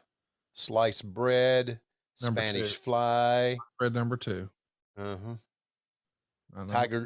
Tiger Driver 98. Of course, one of Ray's favorite moves, the 619. I don't guess we can use that. I've never asked if we can use it. Well, I'm sure he knows it's called something else. Yeah, but still. So there's a lot of things that I've learned from Excalibur that I really appreciate. So next month, yeah, the gang's all going to be there in North Georgia. Have you worked on Lois anymore? You're going to get no, we're not coming. We're not coming. But thanks for the invite. No, I know you're not coming. You knew I wasn't coming. but you had to ask me anyway, didn't you? Just to hear me say no again, to show the fans that I truly am a bad friend. No, they know that. They know I've been checking the mail every day. They know that. It's no big deal. Yeah. Look at this, man. Ooh. Got to be on the outside. If you had to rank them, of the 4 guys here, your favorites to watch: Kidman, Mysterio, Psychosis, Juventud. Number 1 for you would be Mysterio. Duh. Number 2 would be Juventud. We're neck and neck so far. Number 3, Psychosis. Oh, we have the exact same taste. Yeah. And then 4th, I got Charles Robinson, and then 5th, Billy Kidman. Kidman just has heat that he never will get relinquish. No, he's never will get rid of. I've never met him. He's probably a great guy. I just wanted to make you laugh. Yeah. Yeah, he's a dick. Oh, is he?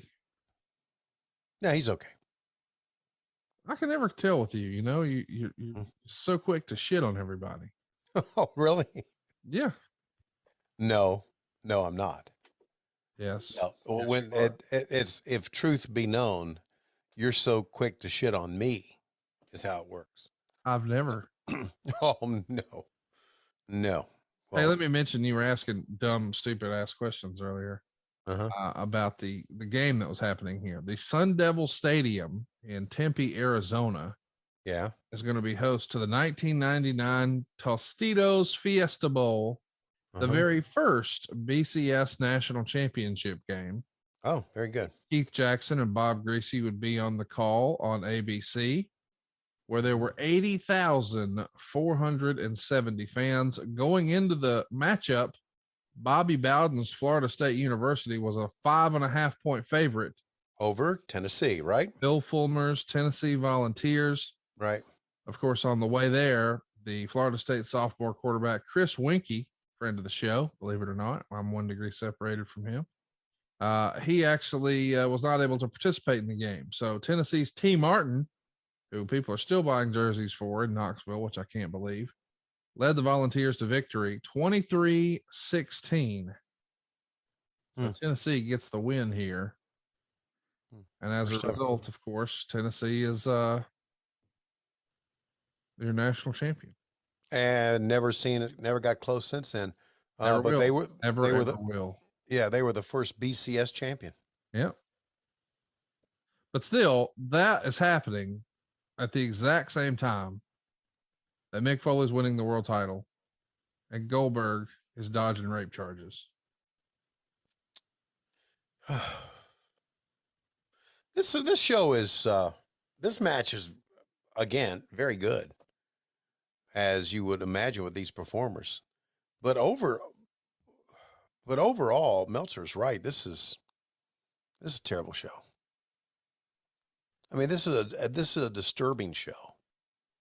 This show is us thinking we can put anything on TV and they'll buy it. This is like a director coming up with Coming to America 2. Thinking that, Coming to America was such a great movie. They'll love it. We can make it as bad as we want. SaveWithConrad.com. My name is Sergio. I'm from Lancaster in California. The motivation behind just following through with this refinance was I have a baby on the way. So just wanted to get everything in order. In the past couple of years, just afraid to pull the trigger, but then it just seemed like the right time to do it. I went to multiple banks, not only the mortgage I had, but then I went to you, and then I also went to several others. And it just seemed like your team, they were just completely honest and outright. Also, all the information was just laid out for me right there and then, answering all my questions in a timely, efficient manner. Diane was just so helpful and above and beyond accessible with both texting and emails and just any information that they needed. She would explain to me what exactly they wanted me to send, and then if there were any issues, she was able to just resolve them pretty quickly, versus other companies that sometimes it would take a couple of days to get some information. We were looking to pay down some debt, also looking into making some improvements to the home, also build up our backyard, do everything, especially for our daughter coming. By doing this cash out, it's a good amount that we're saving, between $1,000 and $1,500 a month, I would say. It helped out tremendously as well. My name's Sergio. I'm from Lancaster, California, and I saved over $1,500 a month with SaveWithConrad.com. NMLS number 212, non-equal housing lender. SaveWithConrad.com. You're just negative. No, that's exactly what it is. We have seen through time and entertainment, especially in movies, where the people who run the movies just think that, oh, we were hot and we'll stay hot forever. You won't. You've got to work hard, continue to work hard. We can put 12 minutes of videos on there. The people in the stands, they won't mind. Yeah, they will. They won't come back next time. And the people watching the show will think, where's the wrestling? Isn't that what we... No, it's a male soap opera. Yes, I get it's a male soap opera, as the old cliche goes. There we go. The hotels and the gym. Let me tell you something, Jack. We're both booked at all the arenas around the country, first of all. Second of all, hotels. Office puts us up in all the hotels. The same place. In the gym? You know, I train at gyms all around the country. What are you talking about? She said the Abaki gym. Jack, come on. She's a member at Obaki Gym. And the reason why I'm always there is because I own it. This is an example of how ridiculous this is. I want out of here now. Bill, calm down. Look, we're going to check it out. As soon as we find the information, I'm going to let you know. Okay? Just do your job, get these cuffs off me, and get me back to the arena. I'll be right back. We are live from Atlanta on WCW Monday Nitro here on TNT. Ladies and gentlemen, I'm certain if you've been watching, and you have, over the past few minutes, you have seen what has happened to Goldberg. With that, I would like to introduce to you the current reigning WCW Heavyweight Champion of the World, ladies and gentlemen, from the Wolfpack, Kevin Nash. Gets quite an ovation. We'll go down to the very cheated victory at Starrcade. You know, you heard how angry he was.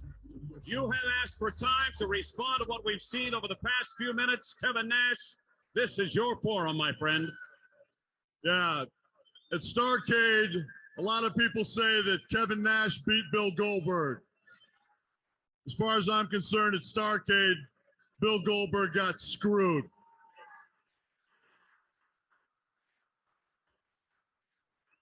I was sitting back there in the locker room getting ready for a match with Goldberg, and I watched the turn of events that's happened tonight with Liz coming up with some trumped up charges. And it doesn't take Clouseau to figure out that I know who's behind this, and that's you, Hogan.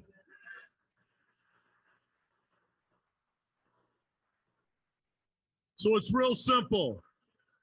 Since the Nature Boys seems to be righting all the wrongs, Nate, I'm asking you, let me have Hogan tonight. I know for a fact that you've had 8 days to go over contracts. I know Hogan's still under contract. I want Hogan tonight. Call it a warm-up, because I know at the end of the night, Goldberg and me will be in the ring for the world title. These folks wanted to hear tonight, Kevin Nash. So Hogan, if you're out there, and I know you are in the back, it's real simple. You and I hook it up tonight. Wait a minute. President of World Championship Wrestling, Ric Flair, you've had to be dialing in on all of this conversation. You hear the request of Kevin Nash? First of all, regardless of whether I agree with how he got it, he is the world heavyweight champion of the greatest wrestling organization in the world. I don't know what's happened to Goldberg, but I know this for a fact. If Liz is involved, Hogan's pulling the strings. And if Hogan's pulling the strings and thinks he's going to dance off to Hollywood, make a movie, and make a mockery of this company, he's wrong. Tonight, Hogan, you're under contract. If Goldberg can't make the match, you, my friend, in front of 40,000 and the world are going to wrestle big stakes, brother. Yeah! Tony Schiavone, I think that match has been made. We've got a new president, and we've got a whole new attitude. Kevin Nash, I thank you. Back to you, Tone. All right, Gene, thanks a lot. And also, he said he wanted to face Goldberg later on tonight as well when Goldberg comes back. Hey, is Hogan the root of all this? One would think so. Goldberg and Nash, will it happen? Higher. Another So what do you package. think so far? I keep thinking back to who came up with all this. Well, Who came up? What? Wasn't this your booking? Yeah, of course. Yeah, of course it was my booking, you fucking dumbass. No, did you ask Eric who came up with all this? Yeah, the booking committee. That's what you always say. Kevin Sullivan's here. Of course, Kevin Nash is here. Of course, Eric Bischoff's here. But this is, by and large, them wanting to push the envelope. But obviously, Hogan has creative control. So Right. So Hogan came up with this finish that we're going to see, very infamous finish in I this think match. that's probably not his idea. I think it's Okay. All right. Kevin Nash is the booker. Okay. Kevin Nash has been criticized for years for he booked himself to beat Goldberg, and his response was for 2 weeks so I could lay down for Hulk Hogan. The idea was let's, reinvigorate the NWO, set up a whole bunch of new challengers, and let's take a listen. I've already told your partner everything, and I don't think. Do I have to repeat this again? Why do I have Yes, to? ma'am, you do. I need to hear it for myself. Kind of a bad speller. I need to write it all down. Where did exactly this happen? The last incident that you were trying to explain earlier. I was at the Coke machine, and I was just getting myself a Diet Pepsi. I turn around, and there he is. Okay, he's What was he wearing? red tights. Red tights. Well, now you said he followed you all over the place. Went to the Marriott, I understand. Yes. Where else? He's followed me to the arenas. He's followed me to the gym. He's followed me. Any particular gym? It's the Obaki gym. Obaki. Yes. Okay, now when you say followed you, did he confront you, touch you, or anything? Did you see him face to face, man? Yes, face to face. He's always there. Does he ever say anything, man? Of course he does. Why am I defending myself here? This is not fair, okay? And we're just asking routine questions here. We just want to understand what happened. Every time the phone rings, I pick it up and he hangs up, okay? I mean, I don't think I should have to keep defending myself. No, I'm not asking you to defend yourself. We're just Yes, trying you to are. understand. And that when he doesn't say anything, but he always hangs up on you. Yes. I'm the victim here. Do you understand that? Yes, ma'am. We understand it. Tell you what, you're getting upset. Why don't you just rest one moment here, okay? Just take it. I want him locked up. Yes, I'm ma'am. tired of this, okay? I've filed all these reports. You people are doing nothing. Yes, ma'am. Just take a breath. Just take a minute. Thank you. Okay.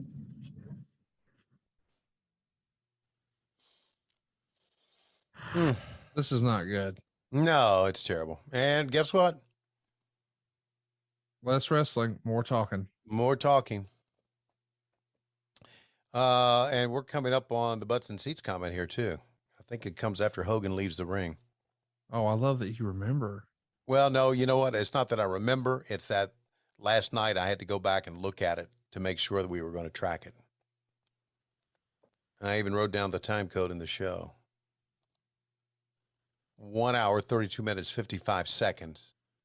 So Hogan's going to talk for about 5 minutes here. Actually, about 4 minutes. So, yeah, here he comes. I mean, what a cool look for him. Oh, it was, man.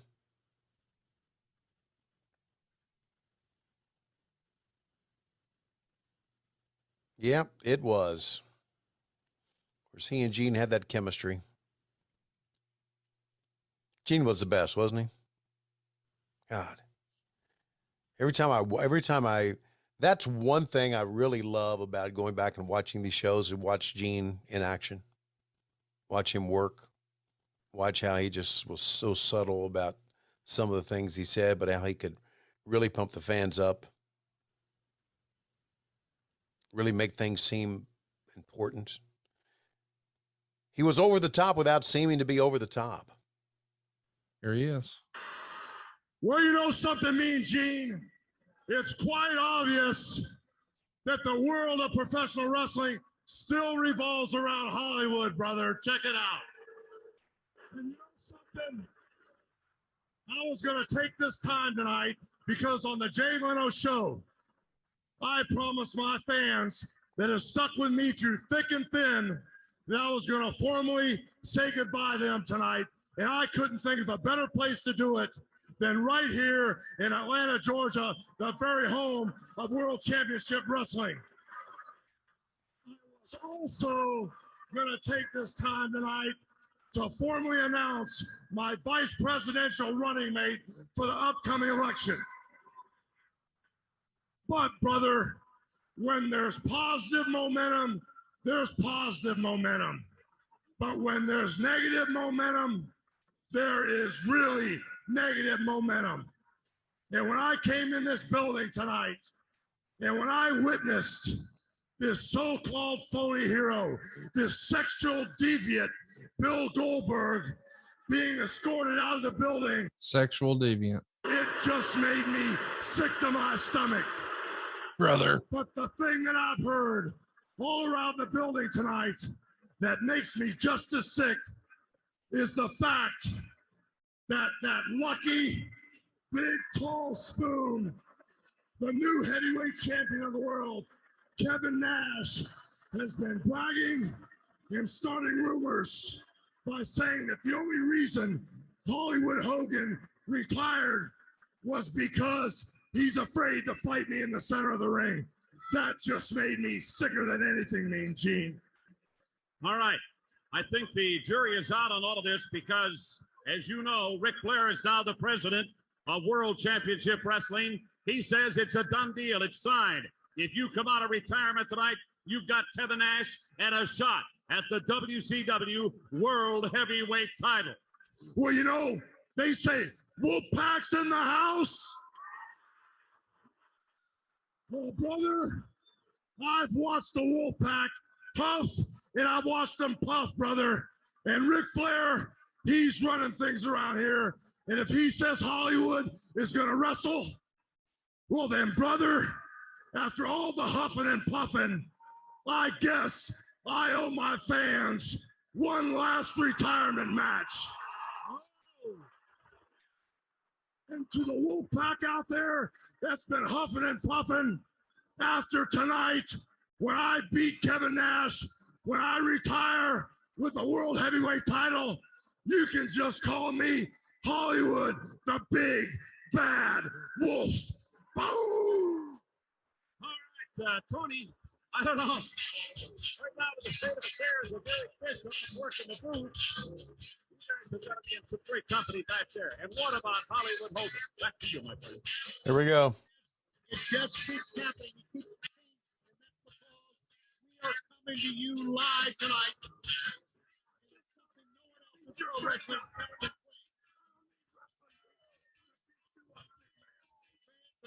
Hollywood Hogan walks away. You look at this 40,000 plus on him.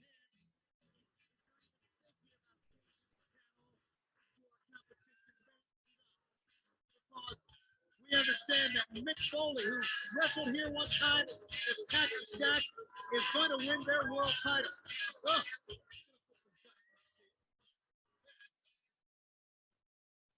There it is. Ka-ching.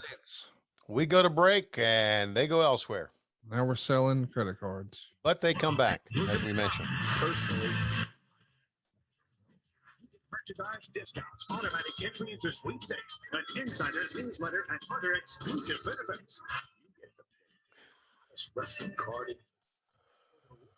use that. Boy, GDP was not interested in selling that. That was a super low key deal for him. Mm-hmm.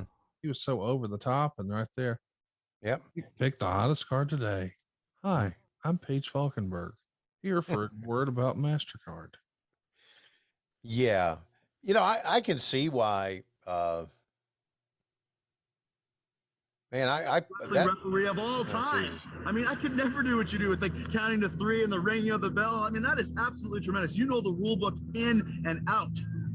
Which brings me to the next point of a professional wrestler should never be laying his hands on a man of your stature. He should never be touching. Perry Saturn has been throwing you around. I mean, the next time he touches you, you have to disqualify this man immediately.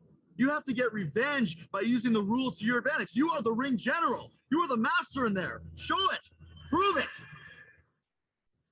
So that's why the bell rang so quickly earlier against Perry Saturn. Wouldn't you think? A little buttering up of the referee. Wouldn't you see it that way there? I smell margarine.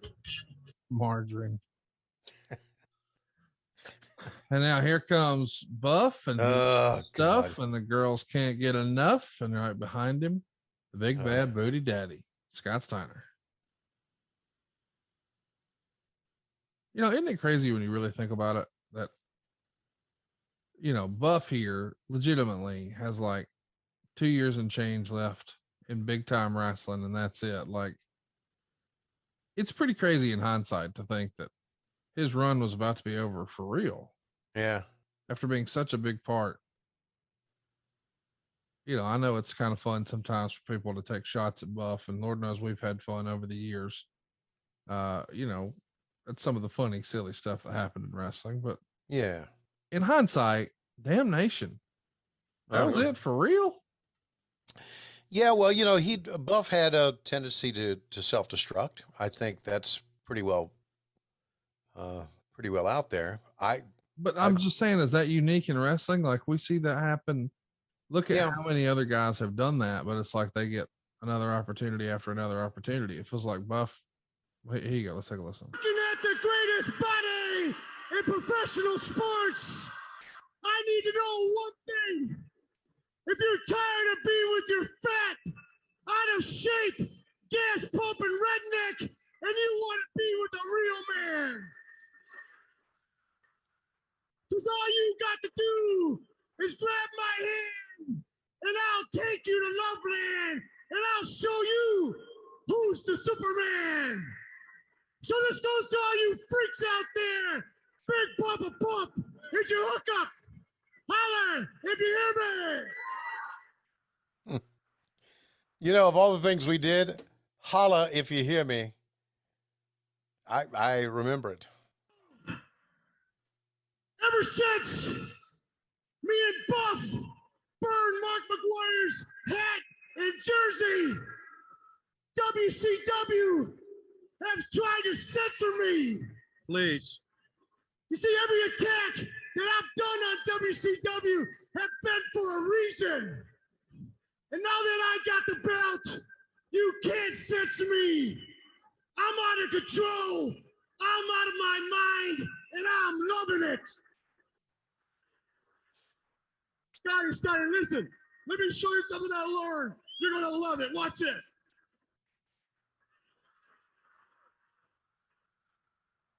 Whoa, you okay, Marcus? Marcus, what's the matter?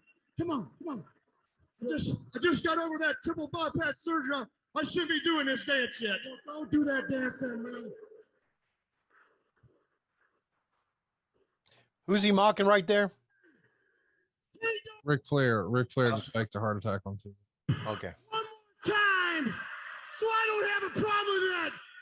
So K-Dog, come back down here right now, so I can beat you up, and then I'm coming out after one of you people that thinks they're man enough to make me kick me out.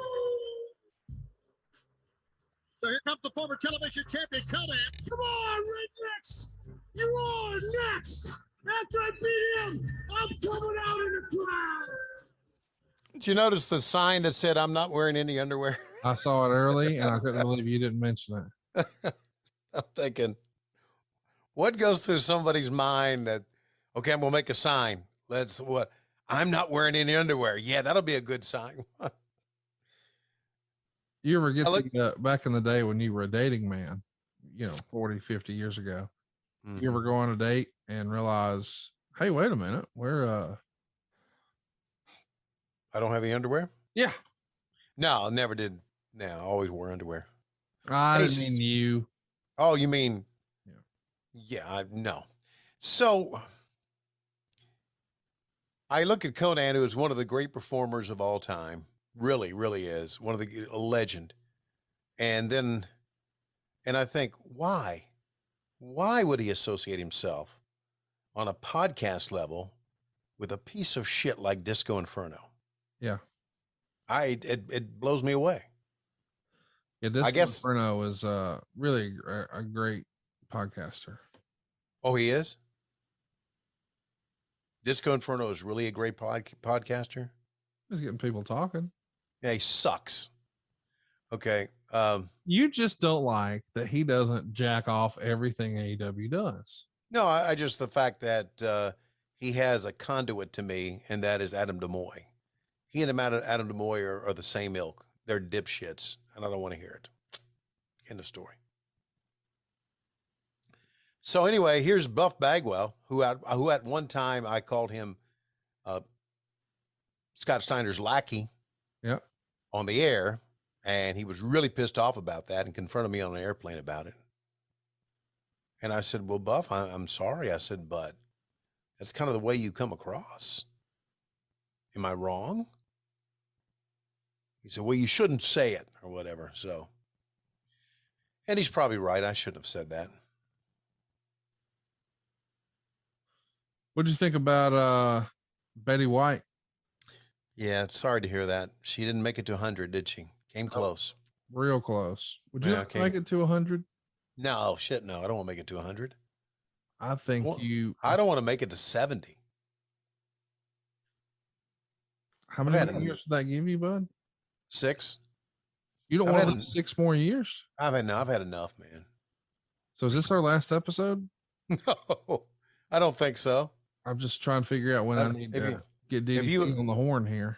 If you would look at what I'm doing in my life, you would think that I want to live forever. All the supplements I take and the workouts I do on the Peloton, and you would think that, man, running around sniffing what's her name's hair all the time at TV. No, don't do that. What? You don't sniff what's her name's hair at TV? You talking about Rebel? Oh, I meant Lois. Oh, Lois. No. Don't do that either. All vaccinated and up and booster shots and all that. You would think that, but every time I walk downstairs from here in the Batcave and I go by and see Lois sitting there watching Fox News, and I hear all the bad things that go on in this country. And then I look at a college football game and I see through it, and I see that it's nothing but a money grab for old men. Well, how's that different from AEW? Yeah. Well, it's big different from AEW. Big. How? Explain. We don't have guys performing for us in the ring that are not getting paid. That's how it's different. Oh, they don't need more in college either. They got NIL. Are you not aware of that? I mean, Alabama's quarterback made over $1 million this year. Did he really? Yeah. Yeah. Well, good. That's good. So anyway, I just don't want to see what this world is going to be in the next 10 years. See, is it? You're just gonna take a hose, put it in the back of your 40. No, I'm not going to do that. No, I'm not going to do that at all. Out of the window. I'm not going to do that at all. I'm just telling you, I've had a nice long. What are you going to bequeath me? You're going to bequeath me some things? Yeah, you can have anything that says wrestling on it in this house. I said bequeath, and you didn't even put it over. No, not bequeath. Bequeath. I said queef, and I thought bequeath. Okay. No. Okay. Sorry. All right, there's the bell. Go out a damn match. How about this though? Big stars in the ring right now. Charles Robinson took a bump from hell. Konan, aka K-Dog, Scott Steiner, Buff Bagwell, and here comes Slick Johnson. Everybody loves a Slick Johnson. The Steiner requires now the referee's How do you not love this presentation? This is an entertaining segment. Yeah, with Slick coming in with his Buff deserved a second shot. Well, you know, why don't y'all do that in AEW? Do you know that as JR talked about, you're going to give Johnny Gargano a shot. You're going to give Kyle O'Reilly a shot. well, we've given Kyle O'Reilly a shot. I haven't seen Gargano. Do you know something that I don't? Yeah, he's showing up for AEW, bud. Come on, everybody listening to this knows that. Okay, really? Hell, it's probably happening tonight. Okay. Or maybe Friday night. I don't know, but All right. soon. Soon. So whatever happened to Bray Wyatt? I thought he was showing up for sure. Nobody said that, actually. Yeah, everybody said that. There were signs for it. Oh, I didn't realize. Stop it. So we just believe every sign. Now that I know that, we'll just start. No, we can't believe every sign, but we obviously believe everything you read on the internet. Oh, yeah. Obviously. Well, I read you were a jailhouse bitch. I mean, I don't know what that means. Okay. I read you can kiss my fucking ass. How about that?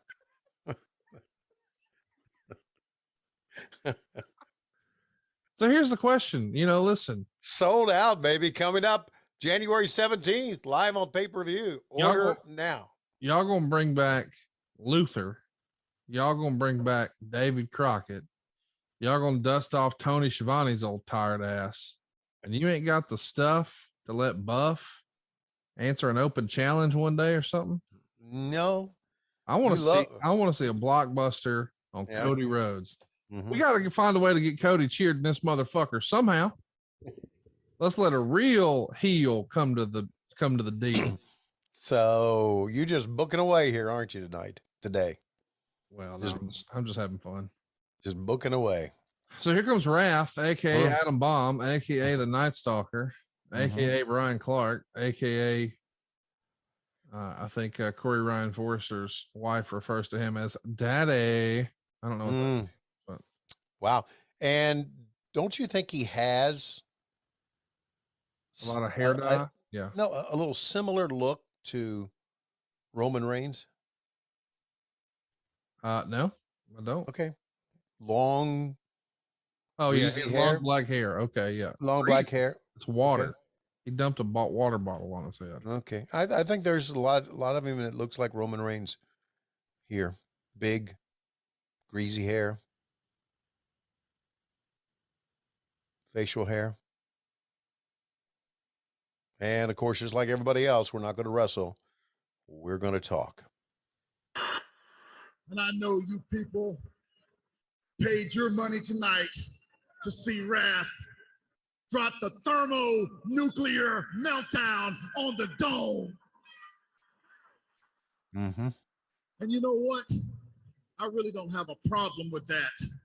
What I do have a problem with is no competition. Mm-hmm. If there's anybody back there in the back who's got the guts and can be a man and step up to the plate, come on down. That's a big challenge, and of course the man can really back it up, and it's one of the things that live TV is all about. I mean, here's a man coming out and making a challenge to anyone, and and here comes Bam Bam Bigelow. See, here's what I'm suggesting. Okay. Create what just happened. Okay. Cody Rhodes say those same words. Yeah. So where Brian Clark is, that's Cody Rhodes, and Bam Bam Bigelow is now Buff Bagwell. Okay. I just want to know, do you cowards have the sack to put Buff on TV or not? I have no impact. I'll tell you what's the dream match over here on Cliff's Edge here in Huntsville. The dream match over in these parts. Yeah. It's Bryan Danielson and Buff Bagwell. Wow. Let's put a clinic on. You don't dream too big, do you? Let's see what Kenny Omega and Buff Bagwell can do. Mm-hmm. Wow. What is this Buff Bagwell infatuation you have on this program today? I bet Buff would do a better job at commentary than you would. I mean, here Buff would at least have a fucking cool hat and glasses, have that goatee like he likes it. And watch, he can do it too. That's exactly right, JR. Boom. Cut that man a check. We good to go.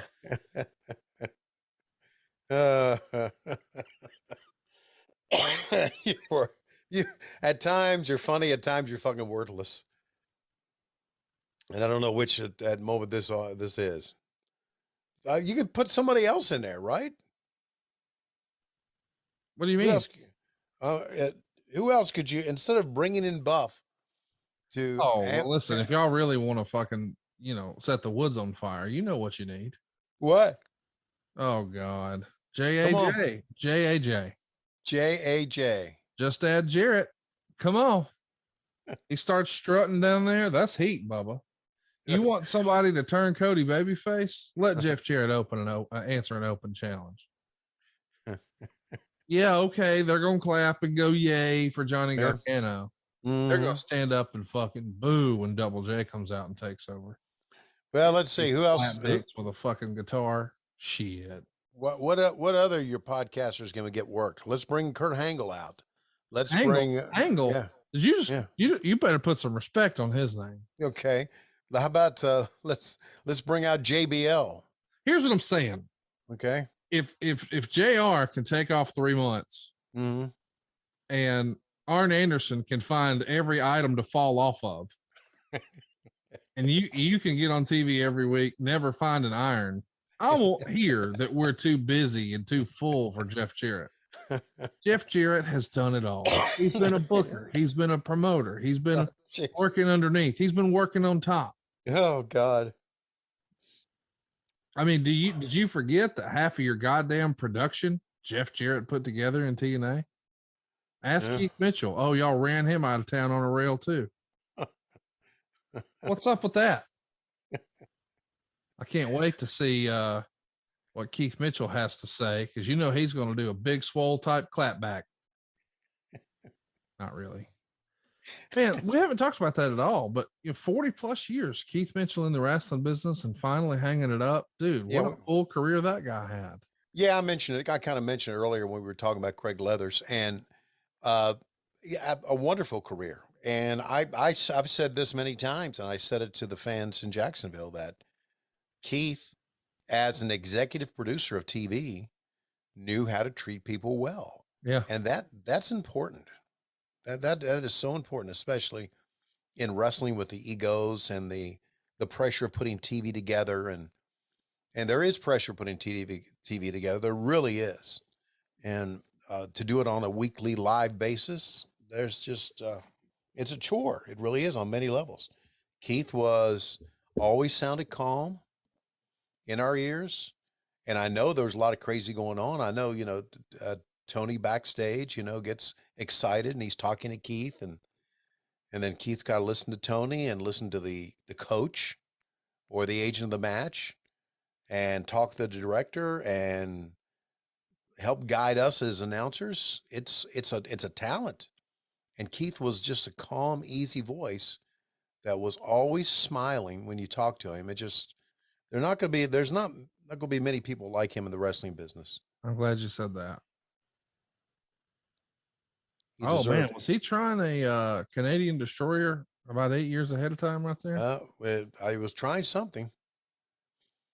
That was really 5 years ahead of time. I was just kidding. Yeah. So anyway, I just think that Keith Mitchell deserves every accolade, every honor that he gets. It's funny because I was actually talking to Keith the other day. And it was off the record, but I betray all confidences. You know that. Yes. So he said, what this place needs, Connie? He calls me Connie like JR does. And when somebody's been in the business that long says it, you just you listen. Right. So I'm like, no, what do they need, Mr. Mitchell? And he says, God, we got to get Jarrett in here. and I agreed, of course. What am I? So I think it's old JAJ just had Jarrett. Of course, over the weekend, he made his Game Changer Wrestling debut. A lot of questions swirling around. What does it mean that Jeff Jarrett's back in the ring? And he didn't look like Jeff Jarrett. Really? He didn't have those Bob Vila glasses on. He didn't have, the 19 neon colors. He didn't have his Dick Dancer outfit like he liked it. He was dressed in all black, just cracking motherfuckers over the head with guitars. I think him and Buff Bagwell they could show the Young Bucks how it's doing. That's what I'm saying. So is there a shirt on boxofgimmicks.com that says book Buff or book Jarrett?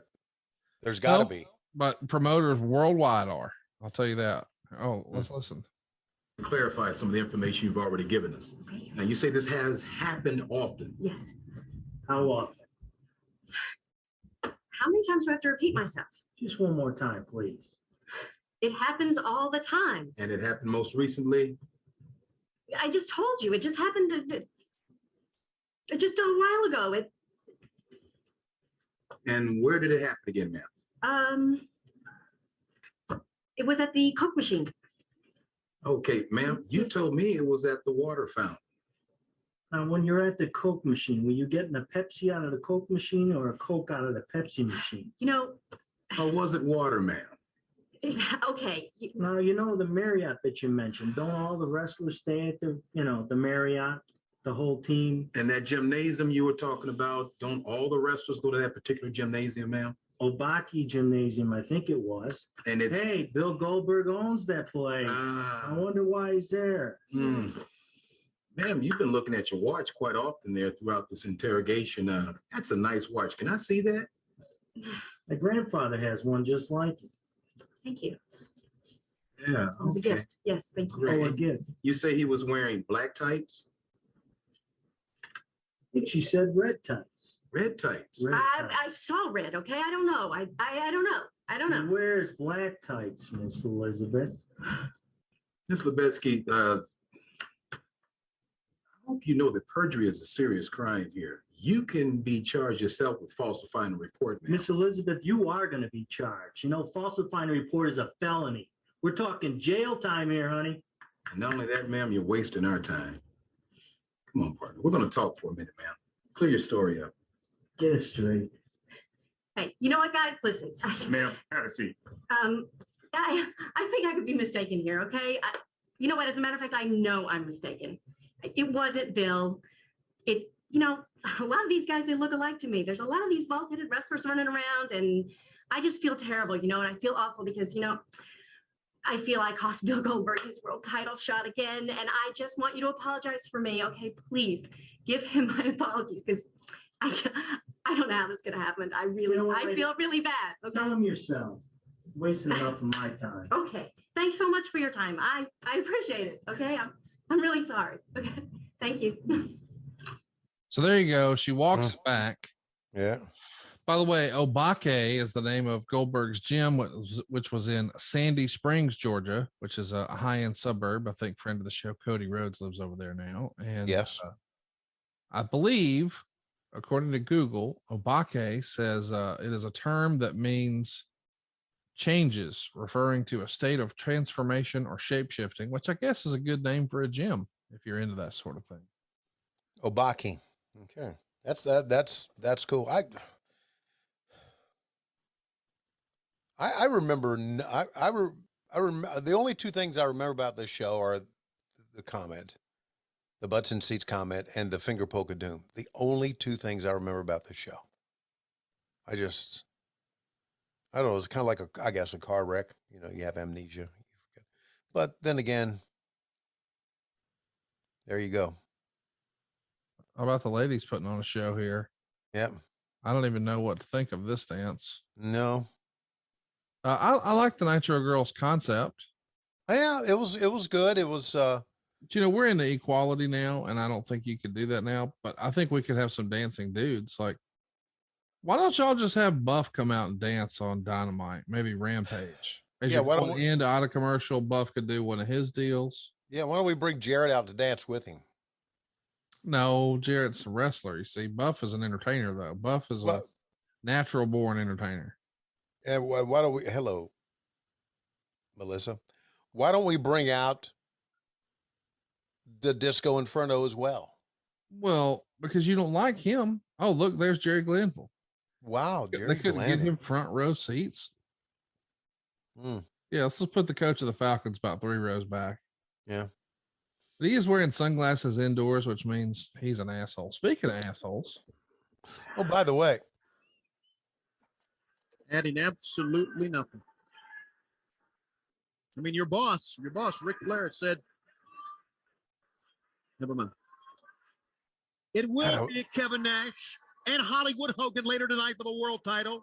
And as soon, I'm sure, as they get the paperwork all done, And as soon as they can, they will release Goldberg. And you can better believe he is going to storm back here. He's got to get his boots on, his trunks on, and he'll be in this building, I'm sure, any way possible to be a part of a match. Forget about the boots and the trunks. The guy will come naked with fingerprints, ink on his hands if he has to. Get ready. Goldberg, I know the man. If he can get out, he'll be here. Here we go, man. We're home stretching. We got about 22 minutes left in the program. Oh, wow. You know what that means. It's time for Virgil. Here he Hey, comes, boys and girls. you know what? The of everything that's gone wrong with this show, everything that was bad, the idea of Goldberg's coming back would kind of want you to make you tune in, right? Absolutely. It did 6.5 Yeah, rating right. for that segment. Head to head with Mick Foley, The Rock, and Stone Cold in the ring where there's Right. a title change and they know it. And head to head with a college football championship. There are so many people watching wrestling, and you got to think it's because Jeff Jarrett was on Raw and Buff was on Nitro. I mean, I think so. Also, I wanted to ask you this, and I saw it with Hogan, and now I see with Virgil. Do you think that Jay-Z Flair got his white sunglasses idea from watching Hogan there or watching Virgil? Virgil, because everybody knows that Bojangles is a jobber food. Mm-hmm. They, you know, it's Yeah. it's like Whataburger. It's curtain jerking. Mm. It's not like I love Bojangles. yeah, I'm sure you do. You know what Bojangles has that no other place has? A biscuit that'll choke a fucking donkey. Like if you try to, this is a real test for everybody at home. If you have a Bojangles near you and you want to just walk into the store and order a biscuit, and they'll say, just a biscuit? And you say, yes, just a biscuit. Yeah. You sure you don't want anything to drink with that? They'll say it like that, like trying to make it, you know, your idea. But if you say no, just the biscuit, they are legally obligated to slide you a free cup of water because they know there's no way you'll be able to choke that down without some system. It is the driest biscuit the Lord has ever made or allowed on this earth. If you want to kill your grandfather, take him on a fishing trip, and when he's out of beer, hand him a Bojangles biscuit. That's it for Paw Paw. He gone. The driest goddamn biscuit, guaranteed choking.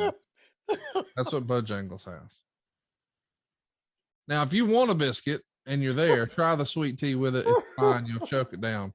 But without lubrication, buddy, it's the end of Paw Paw. He's caught his last crappie. Choke a fucking donkey.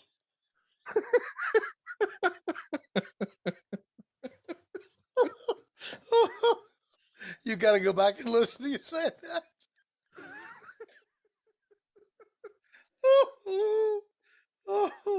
I happen to like, you know. No, listen, Bojangles is great. I'm just busting balls. I know it makes Jay-Z laugh, but Listen, the biscuits are dry as fuck. That's for real. Okay. They have something no one else has, and I love them. They have country ham biscuits. No one else has country ham biscuits. They have them, and I just freaking love them. You ever go to Jack's? You live in the South. Jack's. Was that used to be Jack in the Box? No, it's just called Jack's. Okay. Casio loves it because they'll sell bologna biscuits, ham biscuits. Oh, bologna biscuits. And when they have a sausage biscuit, I don't mean like a patty. They got Yeah. like a link. Right. Wow. Jack's. They have and fried bologna biscuits. I don't know if I don't know how they make the bologna biscuit. Yeah. I'm never gonna eat it, but yeah.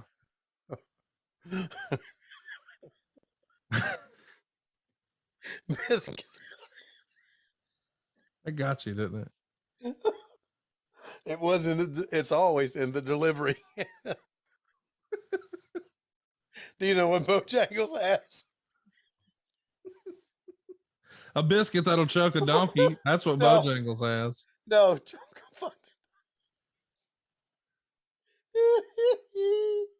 I'm sorry to laugh over this match. It's a Brian Clark match. A Brian Adams match. We're out of Brian. We got all the Brian. Okay. Let me give you a spoiler. Diamond Cutter. On to the next one. Okay. There you go. Well, there you go. Good stuff. This is our next to last match, though. It's going to go 8 minutes and 58 seconds, which is Wow. about 8 minutes too long. before we actually get to the big time segment, the finger poke segment. Sign the back said Diamond Dallas trash. Wow. Oh, look, there's Virgil getting these licks in. How much money you think Virgil has made on the autograph circuit since his retirement? Well, let's see when that was. Let me look that up. WWF Virgil. Let's just see. Okay, so well, of course, now that I think about it, ain't that some shit? Y'all had Virgil in AEW, but you ain't had Jeff Jarrett or Buff Bagwell. Ain't that some shit? That's some shit right there, my man. Yeah, I go from Minneapolis and Full Gear into Albany, New York to go to a autograph signing. And as I walk in the gymnasium or the center there, whatever they call it, first person I see, Virgil. Yeah. So you'll go make appearances where Virgil is, but you won't actually come to my get-togethers. I get it. Virgil probably sent you a cool Christmas present though. So here's the deal. He retired in 2000, or that's when his WCW deal ended.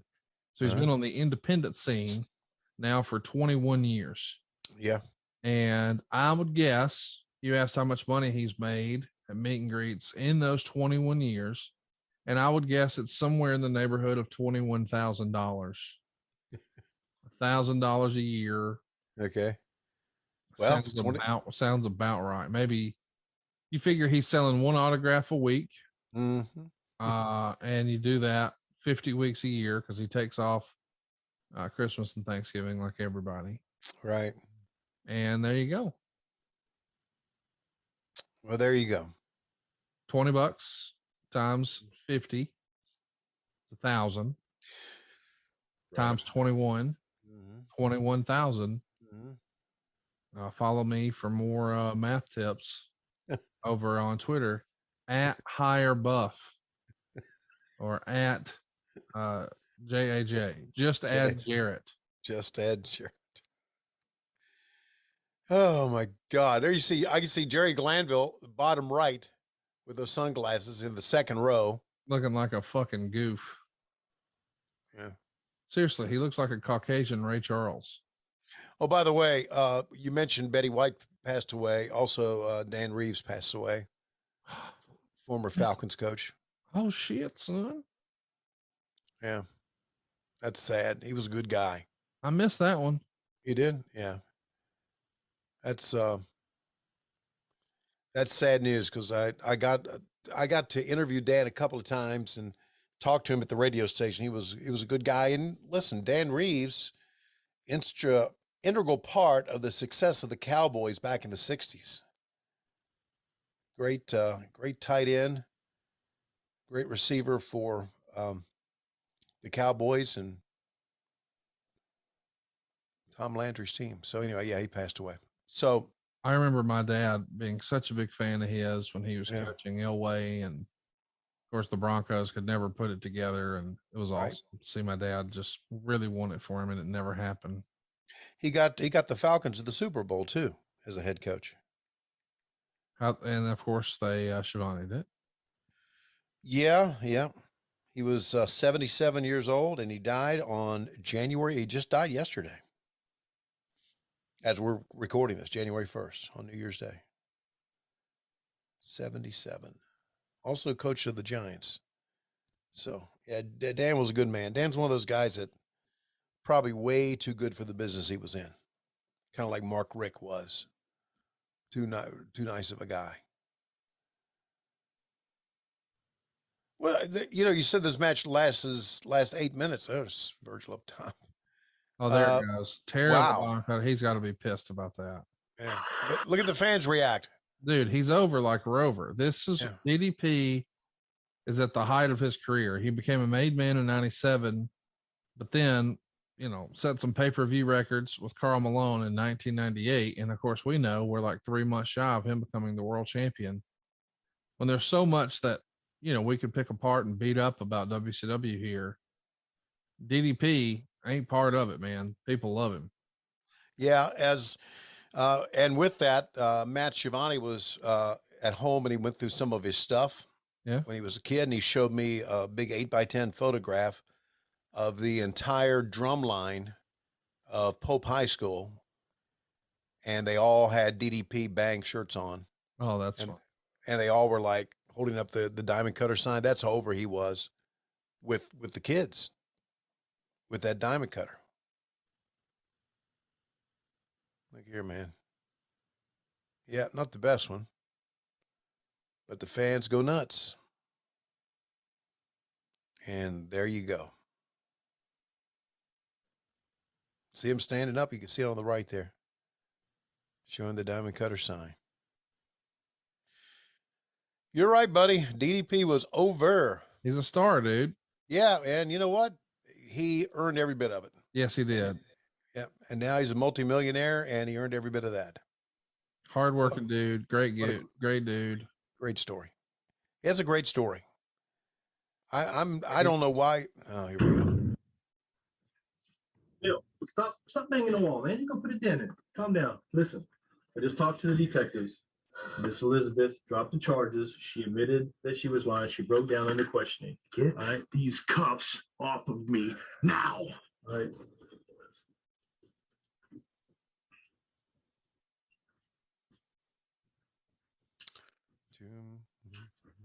Take me to the dome. Let's go. Take me to the dome. I want to see the finger poke of doom. I mean, listen, that is a nice little climatic, finish. Yeah. Now here we go. See how long this intro is. Ladies and gentlemen, welcome to the Georgia Dome, home of the National Football League's NFC Western champion, Atlanta Falcons. It's WCW Monday Nitro and the first main event of 1999. Right here in this ring, the ultimate grudge match for the heavyweight championship of the world. Are you ready?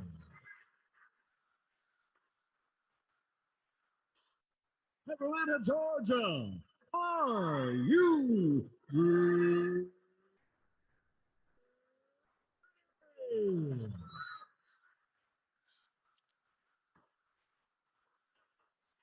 For the 40,000+ in attendance and the millions watching around the world. Ladies and gentlemen. Mm-hmm. Let's get ready. You know what? You don't like that? Well, I put a stopwatch on. It took him 1:10 to get that out. And he kind of fell out of favor with Eric. Has Eric talked about that? No. Yeah, he kind of, and I don't know if I just remember Eric saying to me, damn, these are long-winded intros. He needs to short up a little bit. He needs to quicken up the pace. I mean, look how long it takes for him to get to it. Let's get ready to rumble.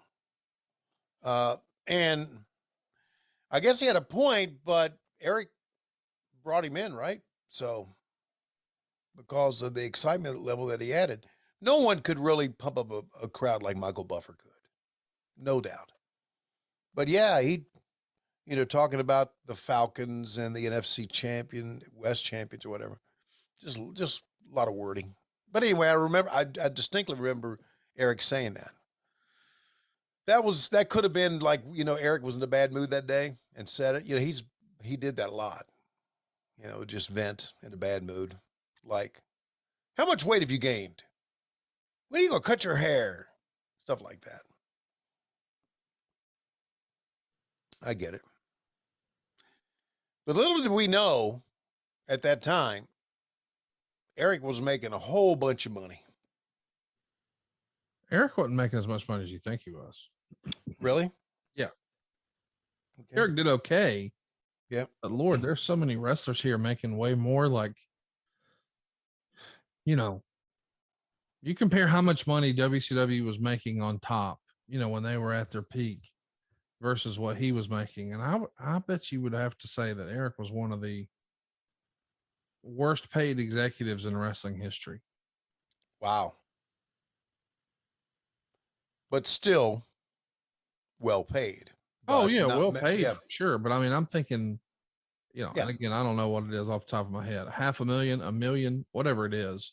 The point is, though, by comparison, at the height of Crockett Promotions or the height of World Class or the AWA or even Vince in this same era, look at the pyro. Look how much it is. It's shocking, Kevin Nash. Yeah. All that you're talking about, those are guys that owned their company. Eric didn't own the company. I'm not And that- arguing that, but I'm just saying that is the way wrestling territories and businesses had been ran up to that point. Right. Oh, take a look at this as he points back. The newly crowned, reigning, and defending, undisputed WCW NWO heavyweight champion of the world, He's still talking. Kevin Nash. We hadn't seen Scott Hall for quite a while, and here he is, the big reunion. Scott Hall's going to be in the corner of Kevin Nash, and of course, Kevin felt like he needed backup because Hulk Hogan has Scott Steiner with him. I love the way they would shoot some of these NWO entrances, tilting the camera like Batman back in the day. Yeah. Fun stuff. Yeah, the old Batman from the 60s. I agree, man. Great stuff. Go with him, and we're just about set to do it. Little shot show. Let's do it. The last thing we expected was for Hogan to wrestle here tonight against Kevin Nash, but why not? Truly one of the biggest in size.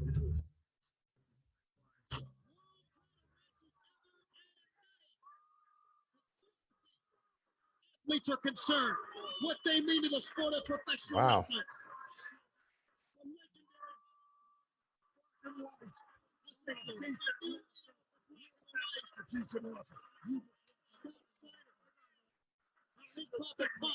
Against the man who's taken the West into new heights. This is going to get very interesting, Tony. Real interesting. Fans, as you know, it's getting close to the 11 o'clock hour. We're going to stay right here. We're going to follow all the action as long as it takes. So stay with us. These are not tape matches. This is happening live. This is Nitro. The bell sound. Billy Silver making a call. No matter what happens, we're staying with it here tonight. We're going to be here. That's what we're all about. We are live. And as we know, as we saw before the commercial break, Goldberg making his way out. We haven't seen him. Where is he? I'm sure we've got people at every entryway, the main entryway for the wrestlers to come in. Where he's taken out. As soon as Goldberg hits, I know we're going to follow that story as well. So many things developing back and forth.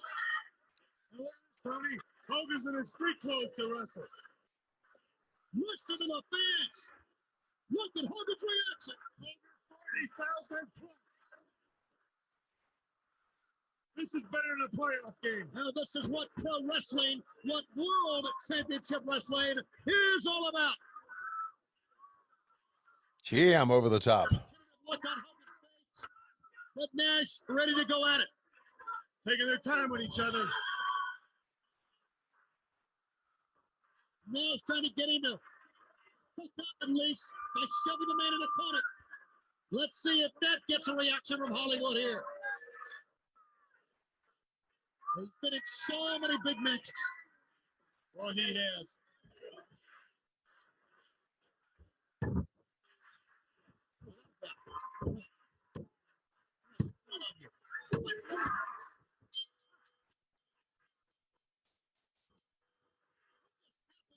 Ladies and gentlemen, It stinks.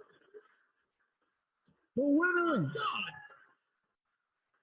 the new heavyweight champion of the world, from NWO Hollywood, it is unbelievable, new world heavyweight champion.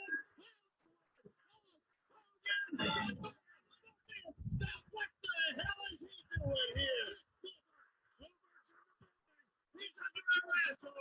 under arrest. What is he doing here?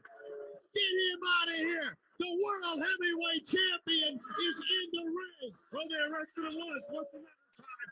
Go for it, Goldberg. This is a disgrace. This is a disgrace. Get the police on here. Give me the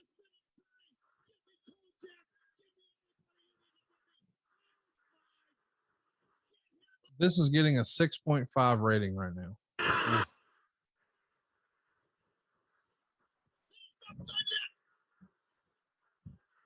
Get him out of here. He's a thief. He's a criminal. He shouldn't be allowed.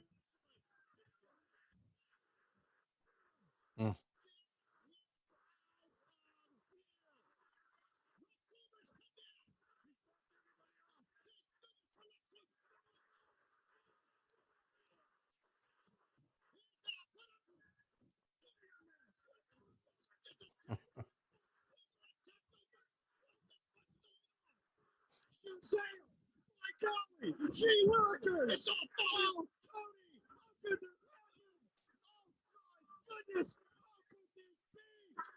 Oh, the world heavyweight champion, Hollywood Hogan. Kevin Nash, the newest audition. Luger. Oh my goodness gracious! Tony, can you believe it? Can you believe it? Oh! So they're handcuffing Goldberg to the ropes. They're going to spray paint the big gold belt with that red spray paint for the NWO. Buff Bagwell's in the ring because they knew they needed to get this segment over. And there's your there's the shock stick from Scott Hall. And look who's in the ring with them, of course, Miss Elizabeth.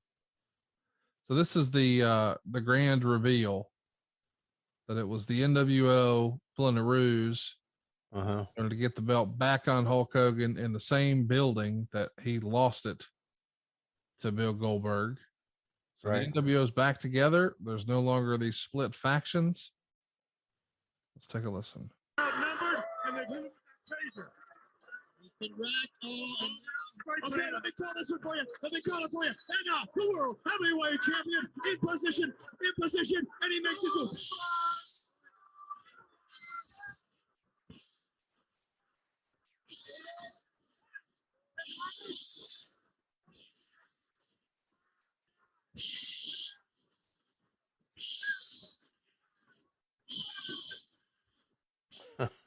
Jesus.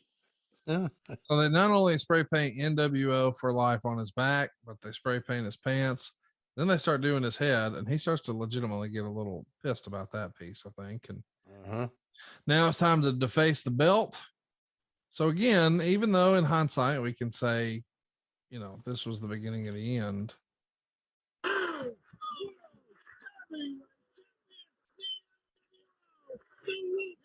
Got a 6.5 rating, and it is a cool visual.